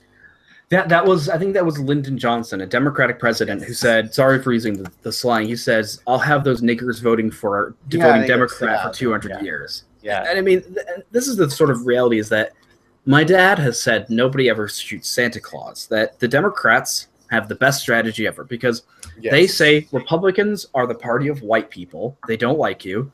They're against giving you free stuff. They're against saying that you're owed something because of past racism. We're going to keep acting in your interests. You got these people locked down forever. And I've heard there's an argument of like what Republicans can do about it is that,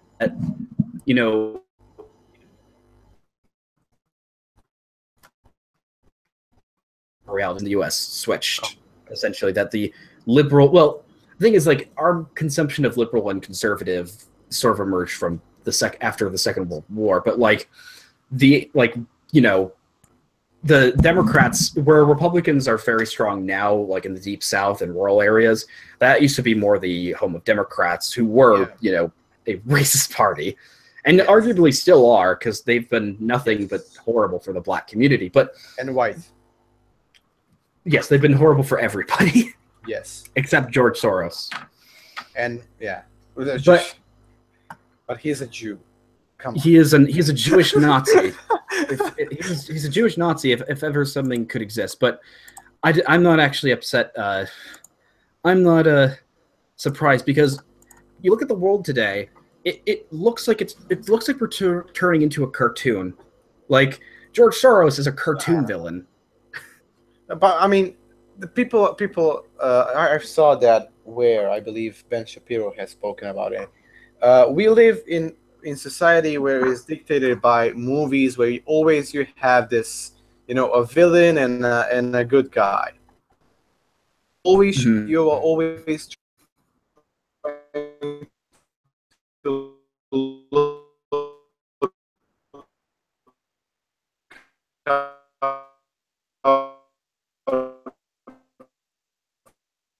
look big. Oh, you sound better now. Oh, I was breaking. Was it? Yeah, it's fine. What did you say? And all that stuff that they say the Democrat Party said about Republican Party that they are racist and all that. It's just a huge pile of bullshit. It's but everybody believes in that. That's the issue, right? Is that we keep thinking about things from what at least we believe, because we're biased as well. Nobody nobody has a completely 100% objective understanding of reality, but I'd like to think that we're at least more understand.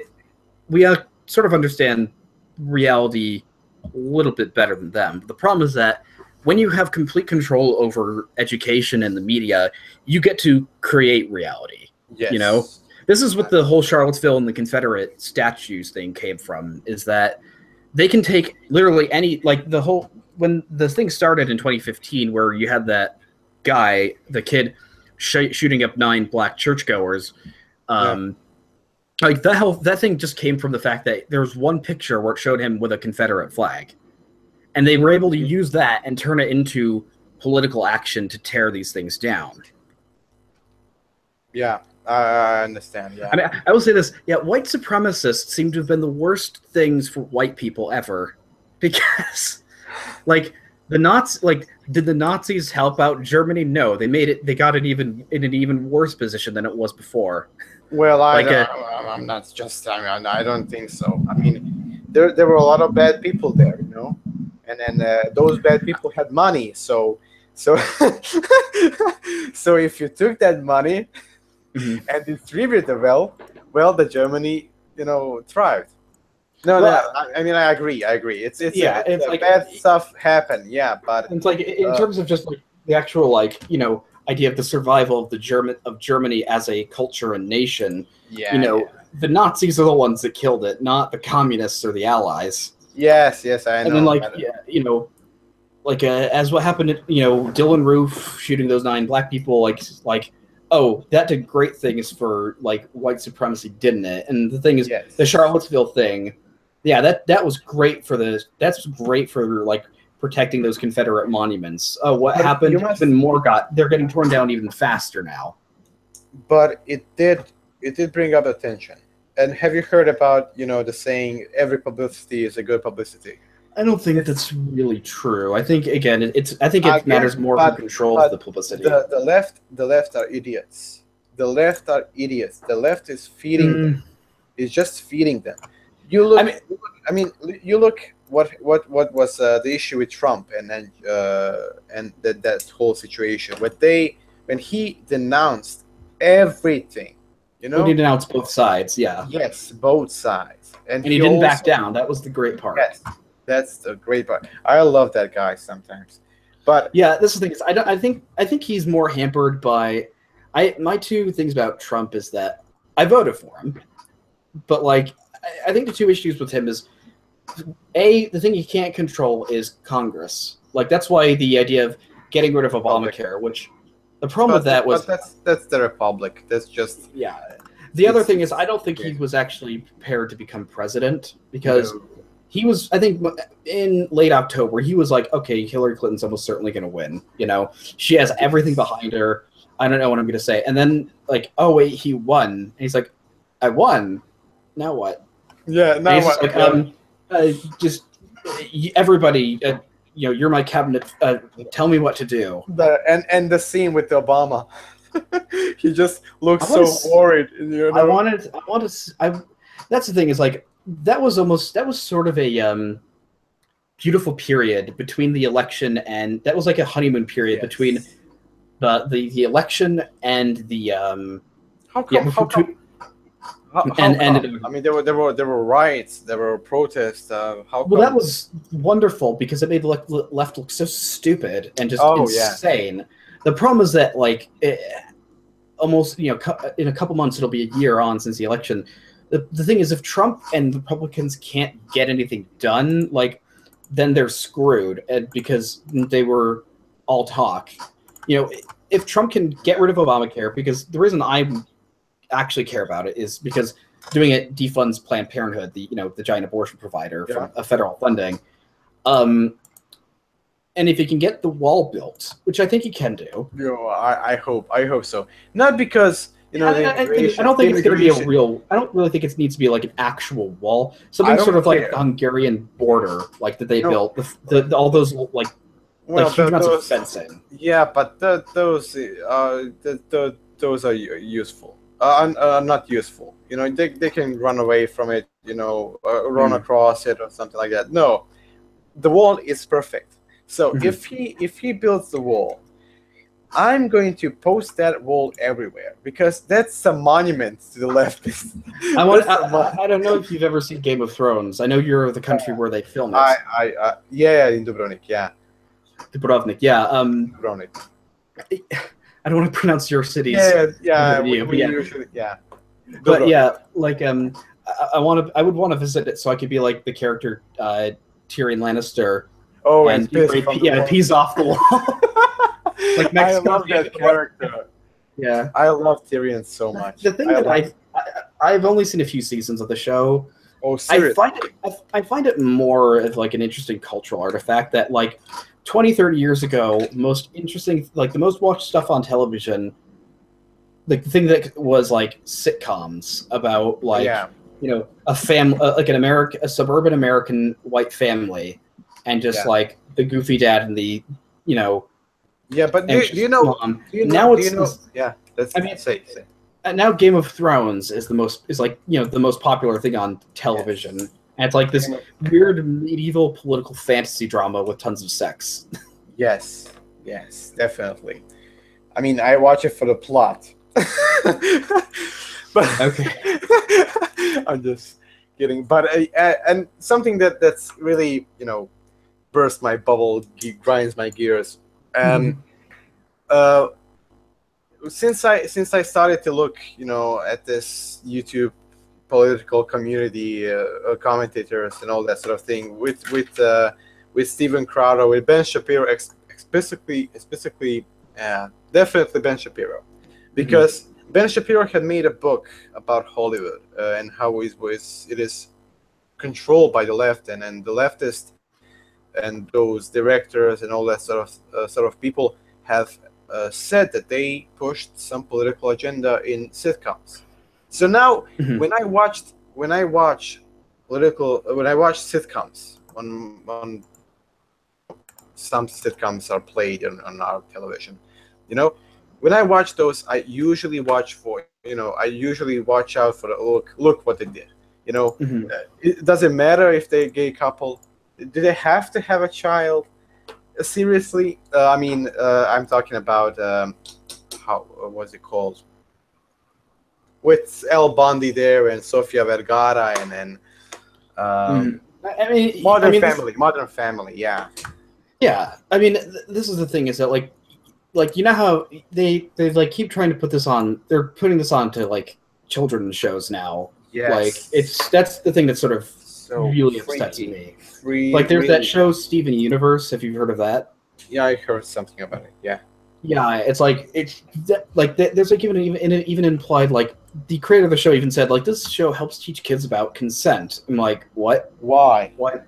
Why? Yeah. And that's the thing where it's like these pagan immoralities are starting to come back. Where the interesting thing about Christianity is that the way Jesus said we should view children is that Jesus said like for the people that have like whoever would like harm one of these little children, it'd be better that is like that he be thrown into a river and a millstone hung around his neck. And the idea that like we actually have to like emulate children in certain respects, and like that children are not to be harmed under any circumstances. That's the difference. But the difference between Protestants and Catholics, because we baptize them. You just let them choose. Yeah, it's a different. So that's not all. That's actually not all. That's but there are 35,000 Protestants. Okay. I have no idea. Well, to get into that, just that's a bit off topic, but yeah, I know. I'm sorry. There's this thing called Thésée in France, I believe. Yeah. And what is that? Is it in France? I believe. Yeah. And so there's this I don't know, community. They are there for a month or a couple of weeks. A lot of all Christians, full of all Christian denominations, all that sort of stuff. So people have asked me to come. I refuse because I don't know how would I fit there. I will always, not attack, but always start some discussions. Why aren't you a Catholic? What's the deal with your church? What's the deal? Especially if some Calvinists came, or if some from Finland or those countries, I would definitely ask. What? A Lutheran? I would definitely ask about your lesbian bishop. Come on, tell me. And the one who said, "Yeah, we have to. We're going to remove crosses from crosses from the church." You idiot! That's disgusting. Idiot. That's contradictory. I mean, the problem is that with some of the statements Pope Francis has said, Yeah, of course. The rights of the immigrants are more important than that Pope Francis is in his 80s. He's an old man. You know, yes. he's not going to be Pope forever. And I almost said thank God, but it's wrong for me to say that. Yeah, I completely get that. It's like you don't want to like say I want Pope Francis to die. Yeah, but it's like you can't say that. That's a horrible. That's not a good sentiment. But it's like the sort of idea. I don't think he's doing a good job. Yeah, that's definitely. What I expect is if he dies, then Pope Benedict XVI he was elected again. Why not? That would be hilarious. It's like because like the initial reason I guess given as to why he resigned is like ailing health, but apparently he's been in fairly good health recently. Yeah, definitely. Even though he's gotten older, but what would be really funny is like thinking the other cardinals who could become the people like Cardinal Raymond Burke. Oh, really? No. Have you seen the show Young Pope? No, I haven't. It's a really fun show. It's really tickling the mind. Mm-hmm. But there is a scene where the young Pope finds out that this cardinal has voted against him. Fought against him, against the Pope. So he calls him in, and he says he's going to be moved to another country. And he should, I will turn the globe and you put your finger on it and where it lands, So he does that and he puts finger on somewhere on North America, And Pope said, Wichita, Alaska. You're going to Alaska. But no, I pointed at New York. No, Alaska. So what happened? Now Burke has said something against the Pope Francis, I believe. Something. And he was like said, you're now in charge of Malta. No, Guam. Oh. Guam. He was sent to Guam, I believe. Oh. It's like it's the same scene from the young Pope, Just roll the globe. Yeah, but it's like I mean, what I think would be hilarious would be Cardinal Sarah, the African cardinal. Oh, yeah, no. And just you just choose the most traditional, cardinals of all. Come on. I mean, I love him. I truly love him. Sarah, I love him. Burke, I don't know anything about him, but he thinks of Trinity, So I don't like that. But Sarah, he's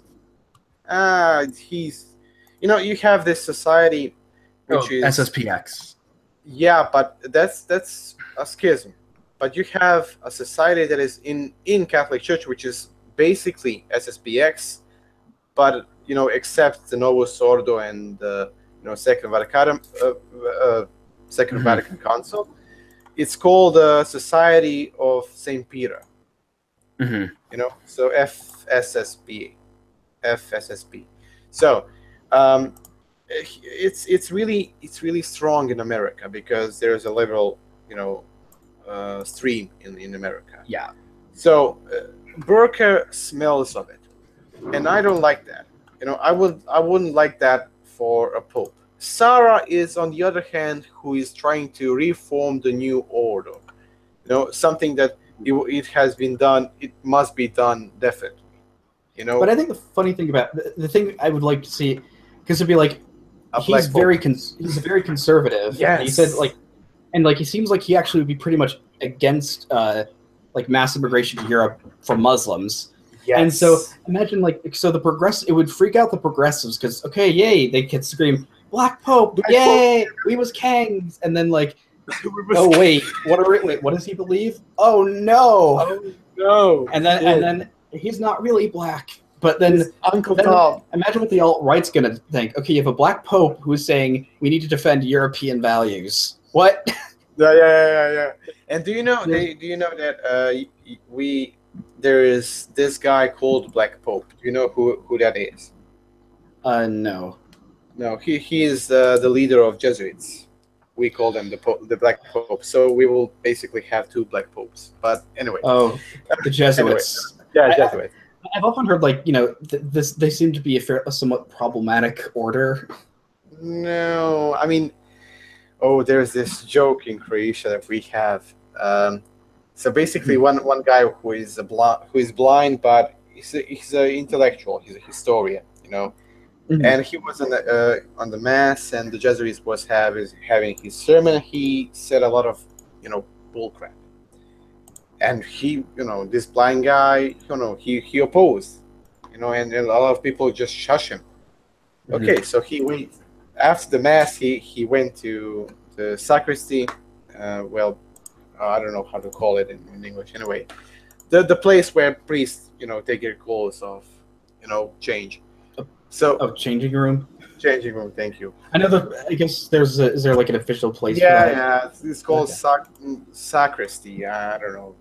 Is that the word? Fine. But anyway, so he went there, and he just said, Jesuits were once a while. No, Jesuits were once intellectuals, and just left. That's so. The Jesuits weren't what they used to, They were the one who were, just spreading Christianity everywhere, and I mean the real Christianity in its core, and they were called the army of Jesus, the military of Jesus. Church militant. Yeah, thank you. Church militant, if you must say that. Yeah, because Ignacio de Loyola, he was general, I believe. So that's the reason why he made Jesuits like an army. But anyway, Sarah would be great as a pope, just because of the liberals, just because he's a great guy. He was asked what he thinks about liturgical dancing, and he said, yeah, that's fine in Africa and China, but Europe is Europe. It has its own culture. He said that? Yes. Wow. Yeah. I mean, and this is the thing, is that clearly the liberals I don't want another. I don't think the church could stand another somebody like Pope Francis. No, I mean, listen. Something that I really and truly believe in it, that is Holy Spirit. Yeah. The Holy Spirit is the one who rules the church. So what happens is, you had a pope when there was a crisis in the world with communism, and that guy came from a communist country. Are you talking about Saint John Paul II? Yes, I'm talking about him. So he was elected during that time, and he took care of it. He was really a great aggressor of, to communism. He was a great enemy of them. And when the wall fell, when we had our country, we Croatian. Then he died. So now there was a war on religion, saying, we are not scientific. We don't use science and all that sort of thing. So then comes the Pope Benedict XVI, an intellectual, a guy who has philosophy and theology and a lot of science in his small finger. And then during that time, people are saying, well, the church is rich, the church has money, and it's so selfish and whatnot. And then there came Pope Francis, who is the poorest of the poor. So I believe in Holy Spirit, that he brings people that church needs, not what we want, but what we need. I mean, in a sense, though, it almost seems like the church shouldn't be responding to the church should just stand for what the church should stand for, yes, and not definitely. It shouldn't be. And I don't think that's what you mean here, but it's in some ways it almost seems like, this seems more the case with Francis, that the church is criticizing, the secular world is criticizing the church for something, and the church is trying to appease itself to secular society, which I don't think it should do. No, I don't think that it should do, but it helps. I believe it just, I don't know, it helps. It brings people. I believe somewhat like but we didn't, we didn't change our values. That's the thing. We didn't change our theology for our values for them to come. No, we just give opinions or just way of living, show up how we live, what we teach in another manner. So that's I believe the Benedict XVI was one of the reasons. We believe in this, but I'm gonna show you in this way, in trying to show you in scientific way we believe in this and this. That's something that I picked up, and when I talk about even parishes, I was in parish where the priest was such a great organizer. He built a church, he organized the parish into little groups and all that sort of thing. But he was so into this that he didn't concentrate so much on spirituality. So now, in a couple of days, in that parish comes a priest who was a pater spirituale in a seminary, which is spiritual guide in seminary, and he is a saint when we talk about those things. So I believe the spirit works in that way, that he brings people, the church, somebody who that parish or that the church needs in that time, and so I trust in Holy Spirit that Pope Francis will be soon and gone, and bye-bye. Okay. Is that where you'd like to sort of wrap this up then? Or anything else you want to talk about before we wrap up? Well, the Jews, they should... No. That's I suppose, like, just... actually, you could sort of link this, is that, there seems to be an issue that I've sort of seen with the Catholic Church, is that I feel like too often it seems like they don't seem to be very clear on their teachings always. Like, there was a very bizarre document. It wasn't an official document, I know that.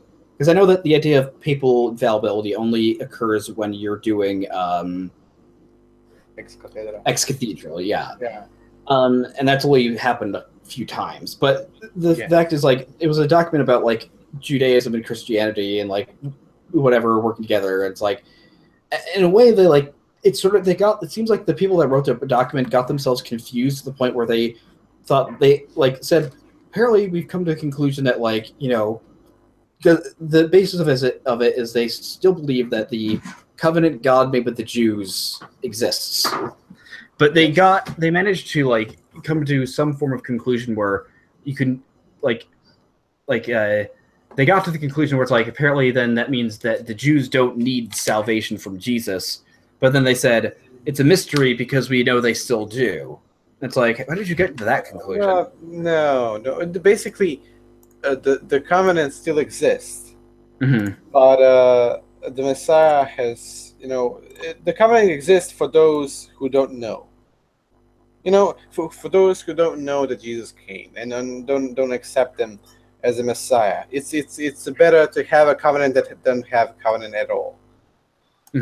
So that basically, Jews are the problem, and we need no.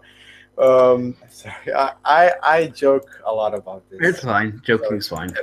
Anyway, let me just tell you something that happened with the Jews. Listen, there was 70-year anniversary of Auschwitz. Yeah. They had, all this commemoration, all that sort of thing, and it stopped. Well, listen. Listen to the headline. Fury as Jewish leader is locked in Auschwitz overnight, then arrested on Holocaust Day. So the commemoration ended, and a couple of Jews have been locked in Auschwitz. So, oh God! So the Polish police came and they arrested them and interrogated them. What did they do in Auschwitz? It's so bad, but it's so good. Anyway, I'm not gonna to. You have any other anything you want to talk about, or are we? I suppose. Thank you for. Once we start getting to the alt-right, we might start wrapping this up. Oh, okay. No, I meant you bring out Jewish problem. Somebody did. Somebody. Well, it cannot be a problem if there is no Jews. So, come on. Well, the real Jews are like they're actually just Africans. The funniest thing is like there's like one of somebody to describe, because the thing is there's a real problem in the United States with what's sort of called they're called historically black Protestant churches, where historically you can understand why there may have been a need for it, because during a time when you had segregation and like actual like real racism against black people, that they would want to be in their own communities and have their own churches, but they still exist. And the problem is that they don't seem to be very well monitored, because a Catholic friend of mine described this that a lot of these black churches, he said they quote make white evangelical churches seem like they make their worship service seem like a Dominican like Latin mass. Because like I don't know the situation there. I don't know the situation there, but I don't blame them. I mean, okay, I agree with the historical thing, but I don't blame them. You want to have, something that connects you, other than, of course, Christianity. And I believe the churches can fix the community emphasis on something that that's the nice thing about the Catholic Church, right? Is it seems to live up to its name more than most other churches in that it's universal. Universal, yes. But the thing is that it's like the joke. What I was bringing up is like there was this video. I don't know if you can find it. You probably can find it, but it's like in some black church, I think, or like some meeting place, and it's like it's the We Was Kangs people, and they're like saying the Mississippi. You are not African. You are Aboriginal Moorish Americans. You know the Mississippi River? You know that river that you love? That's the Nile River. And then they start screaming, the Popes and stand up! The Popes and stand up! It's the funniest thing ever. I believe that they should, they really belong to Mormons more than Mormonism. I don't believe in Mormonism. I don't claim to, but it's a fascinating. No, not you. Those people. Yeah. Do you know that it's actually interesting? They say that Jesus was American. They say a lot of things. They say a lot of things. Yeah. I want to go. They have a pageant every year, because I actually live near the town where Mormonism was founded, where Joseph Smith supposedly found the golden plate. I'm sorry, Ben McLean. He's a Mormon friend in my little YouTube community. He's interesting because there's the Mormons that everybody thinks of, the ones in Utah and all that, and they have like the funny, like the magic underwear.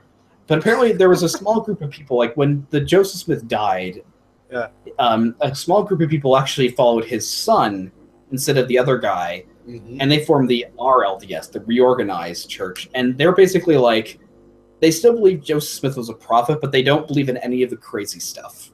Oh, that's a great thing. That's a cool thing. Yeah, it's a wonderful story in terms of like an actual narrative, like trying to like form a truly American religion. And like the funny thing is, so technically the Mormons, even they believe in apostolic succession. They just believe the whole thing was broken after the apostles. Yeah, of course, definitely. But yeah, definitely. Mm-hmm. But apparently I heard, though, if you want to make more missionaries just go away, you just have to say how many so when do I get a planet with my wives and see Elohim? That's a good one. But we have Jehovah's Witness here as a bigger problem. Mormons, we have church of theirs, I believe, here in Croatia. You think about them as a problem, but you look at them as an opportunity, because the Mormons seem to know how to. No. I mean, Mormons is those people. I mean, society claims them as a sect, and I mean, in my country, they are a sect. Them and Jehovah's Witness. Every other, Christians are denominations or church. There's Orthodox Church and Catholic Church, and all the rest are denominations. So the bigger problem are Jehovah's Witnesses in my country. And then they started to be in my city now. Where am I now? And I like to talk to them. And usually they claim, in Revelation, you see the number of, people saved. 1,400. I think it's like 144,000. Yes. Yeah, definitely. Yeah, that number. So when they asked me, what do you think about that number? I said, well, how many are Jehovah's Witnesses? And then they say 500,000. Well, I mean, it's so, I don't know. It's fun. It's fun. By that logic, you don't want to get more people in because that decreases their chances. Their chances, yeah.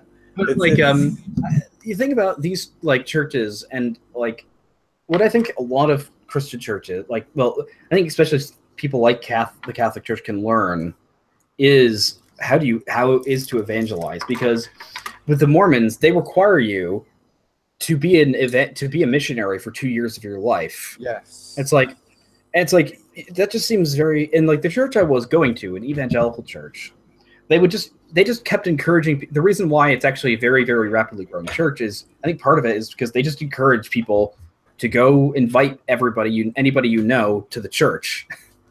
Yeah. Listen this. There is this neo-catechumenal way in the Catholic Church. That's a community movement in the Catholic Church, which is, basically moving back to the first Christian times. They have liturgy with, the real bread. They don't have, the wafer. Yes, they have the real bread and the red wine and all that sort of thing. And evangelize. They, spread the religion by, talking and talking. Well, in public, saying their experience in public. So anyway, the Pope sent around 250 families in China of them. So they're starting to, as I heard, they're starting to get married with Chinese women and just through that, to Christianize China. So I'm not afraid. I'm not going to use of those Mormon missionary stuff because I have that in Catholic Church. So that's fine. You don't need to wear. You don't need the bicycles. Yes, you go to the Netherlands for that. And if you want to get high with that bicycle, go to the Netherlands. And if you want to get high underwater. It's that. Yeah, ask the Dutch, how do you fix global warming? We'll just build more land. Yeah. Just build. But yeah, I mean, why not build underwater? Mm-hmm. Yeah, why not? But Bioshock. Bioshock, definitely, or in the sky. I was just playing Bioshock. Infinite. No. The underwater guy. Okay, that's the first one. What's the first and second one? Yeah, definitely. I was just playing it. It's really interesting. I really love it. I love the Infinite one. I love the Shock something. So, reason why I love it because of the philosophy. I love it so much. The first one was Ayn Rand. Yeah. And ANCAP Society. It's so beautiful. It's so interesting. It has a nice. The nice thing about it is it brings up certain things that you don't really notice. Is that, my biggest criticism that I bring up against anarcho-capitalism is the fact that they don't really seem to have really thought out what the place of families and children are in an anarcho-capitalist society. Yeah, but do you know what they want? They want it's basically segregation. Self-segregation. It's basically that. I don't know. Have you heard about the stream? Have you listened to the stream with Naked Ape and Edgy Sphinx? I haven't. Yeah, well, Edgy Sphinx is, civic nationalist. Oh, he's all right. I know him. I know who he is. Well, he's not Edgy Sphinx anymore. No. It's something fascist. I don't know. Breaking Ruin. Yeah. But it has a fascist sign. Anyway, so basically what he said is self-segregation. You want your communities to have groups that you like. So basically, if in ANCAP society, if I'm pro-gay marriage or something like that, I'm gonna have myself a community that is pro-gay marriage and all that sort of things. So they have their own community, which is basic on traditionalist or something like that.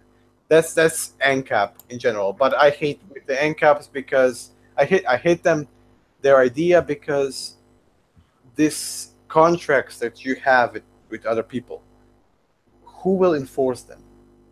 Yeah. If I I don't know, ruin that contract and I disagree with that, I signed the contract as I pissed on that contract, what are you going to do? What are you going to do? Yeah, because it ultimately comes down to then just force. Because the example I use is that, okay, let's say you have your little anarcho-capitalist community in the woods. It's like just basically like, rural Roads. Little area. Everyone's got guns, and they manage to get along. Yeah. Manage to get along. But then in comes one day. But then also, let's say you have a businessman who becomes this giant business mogul through completely legitimate business means. He doesn't violate the NIP. He gets a huge amount of money. He then hires a mercenary army and goes to this small town and says, "This is now mine." Yeah. What is the NIP supposed to do? It's like it's all predicated on the idea that everybody is able to engage with each other on equal terms, and when it comes to force. Yeah. It's dumb. It's just, I don't know. Yeah. It's I have a right for defense. I have a right for that. And I mean, in your country you have the Second Amendment, which is God bless you. God bless you. But you see, I never had, I held a gun before, but it is not really, legal. But the situation was, I was in the basement with my father, and I said that I would like to have a gun just in my hands to see what it's like, some rifles, some machine gun, just to see what it's like, or maybe shoot, just to see what it's like. And he said, well, why? Just what it's like. And he said, close the door. I closed the door. And he picks up some blanket from upstairs and opens it. It's Kalashnikov, AK-47. So where do you get that? It's from war in Bosnia. It's his weapon. But anyway, God bless you for the Second Amendment. You sound like Alex Jones, who God bless George Washington. God bless you. I can't do it. Yeah. Yeah.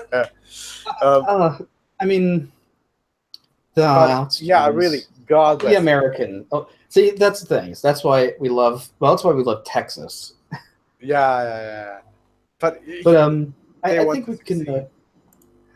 wrap. So bad. Yeah, I think we can wrap this up, and I guess we could talk for a couple minutes afterwards. I could ask you some things. Different. Thanks you so much for coming on. Thank you everybody for watching, and have a nice day. Definitely.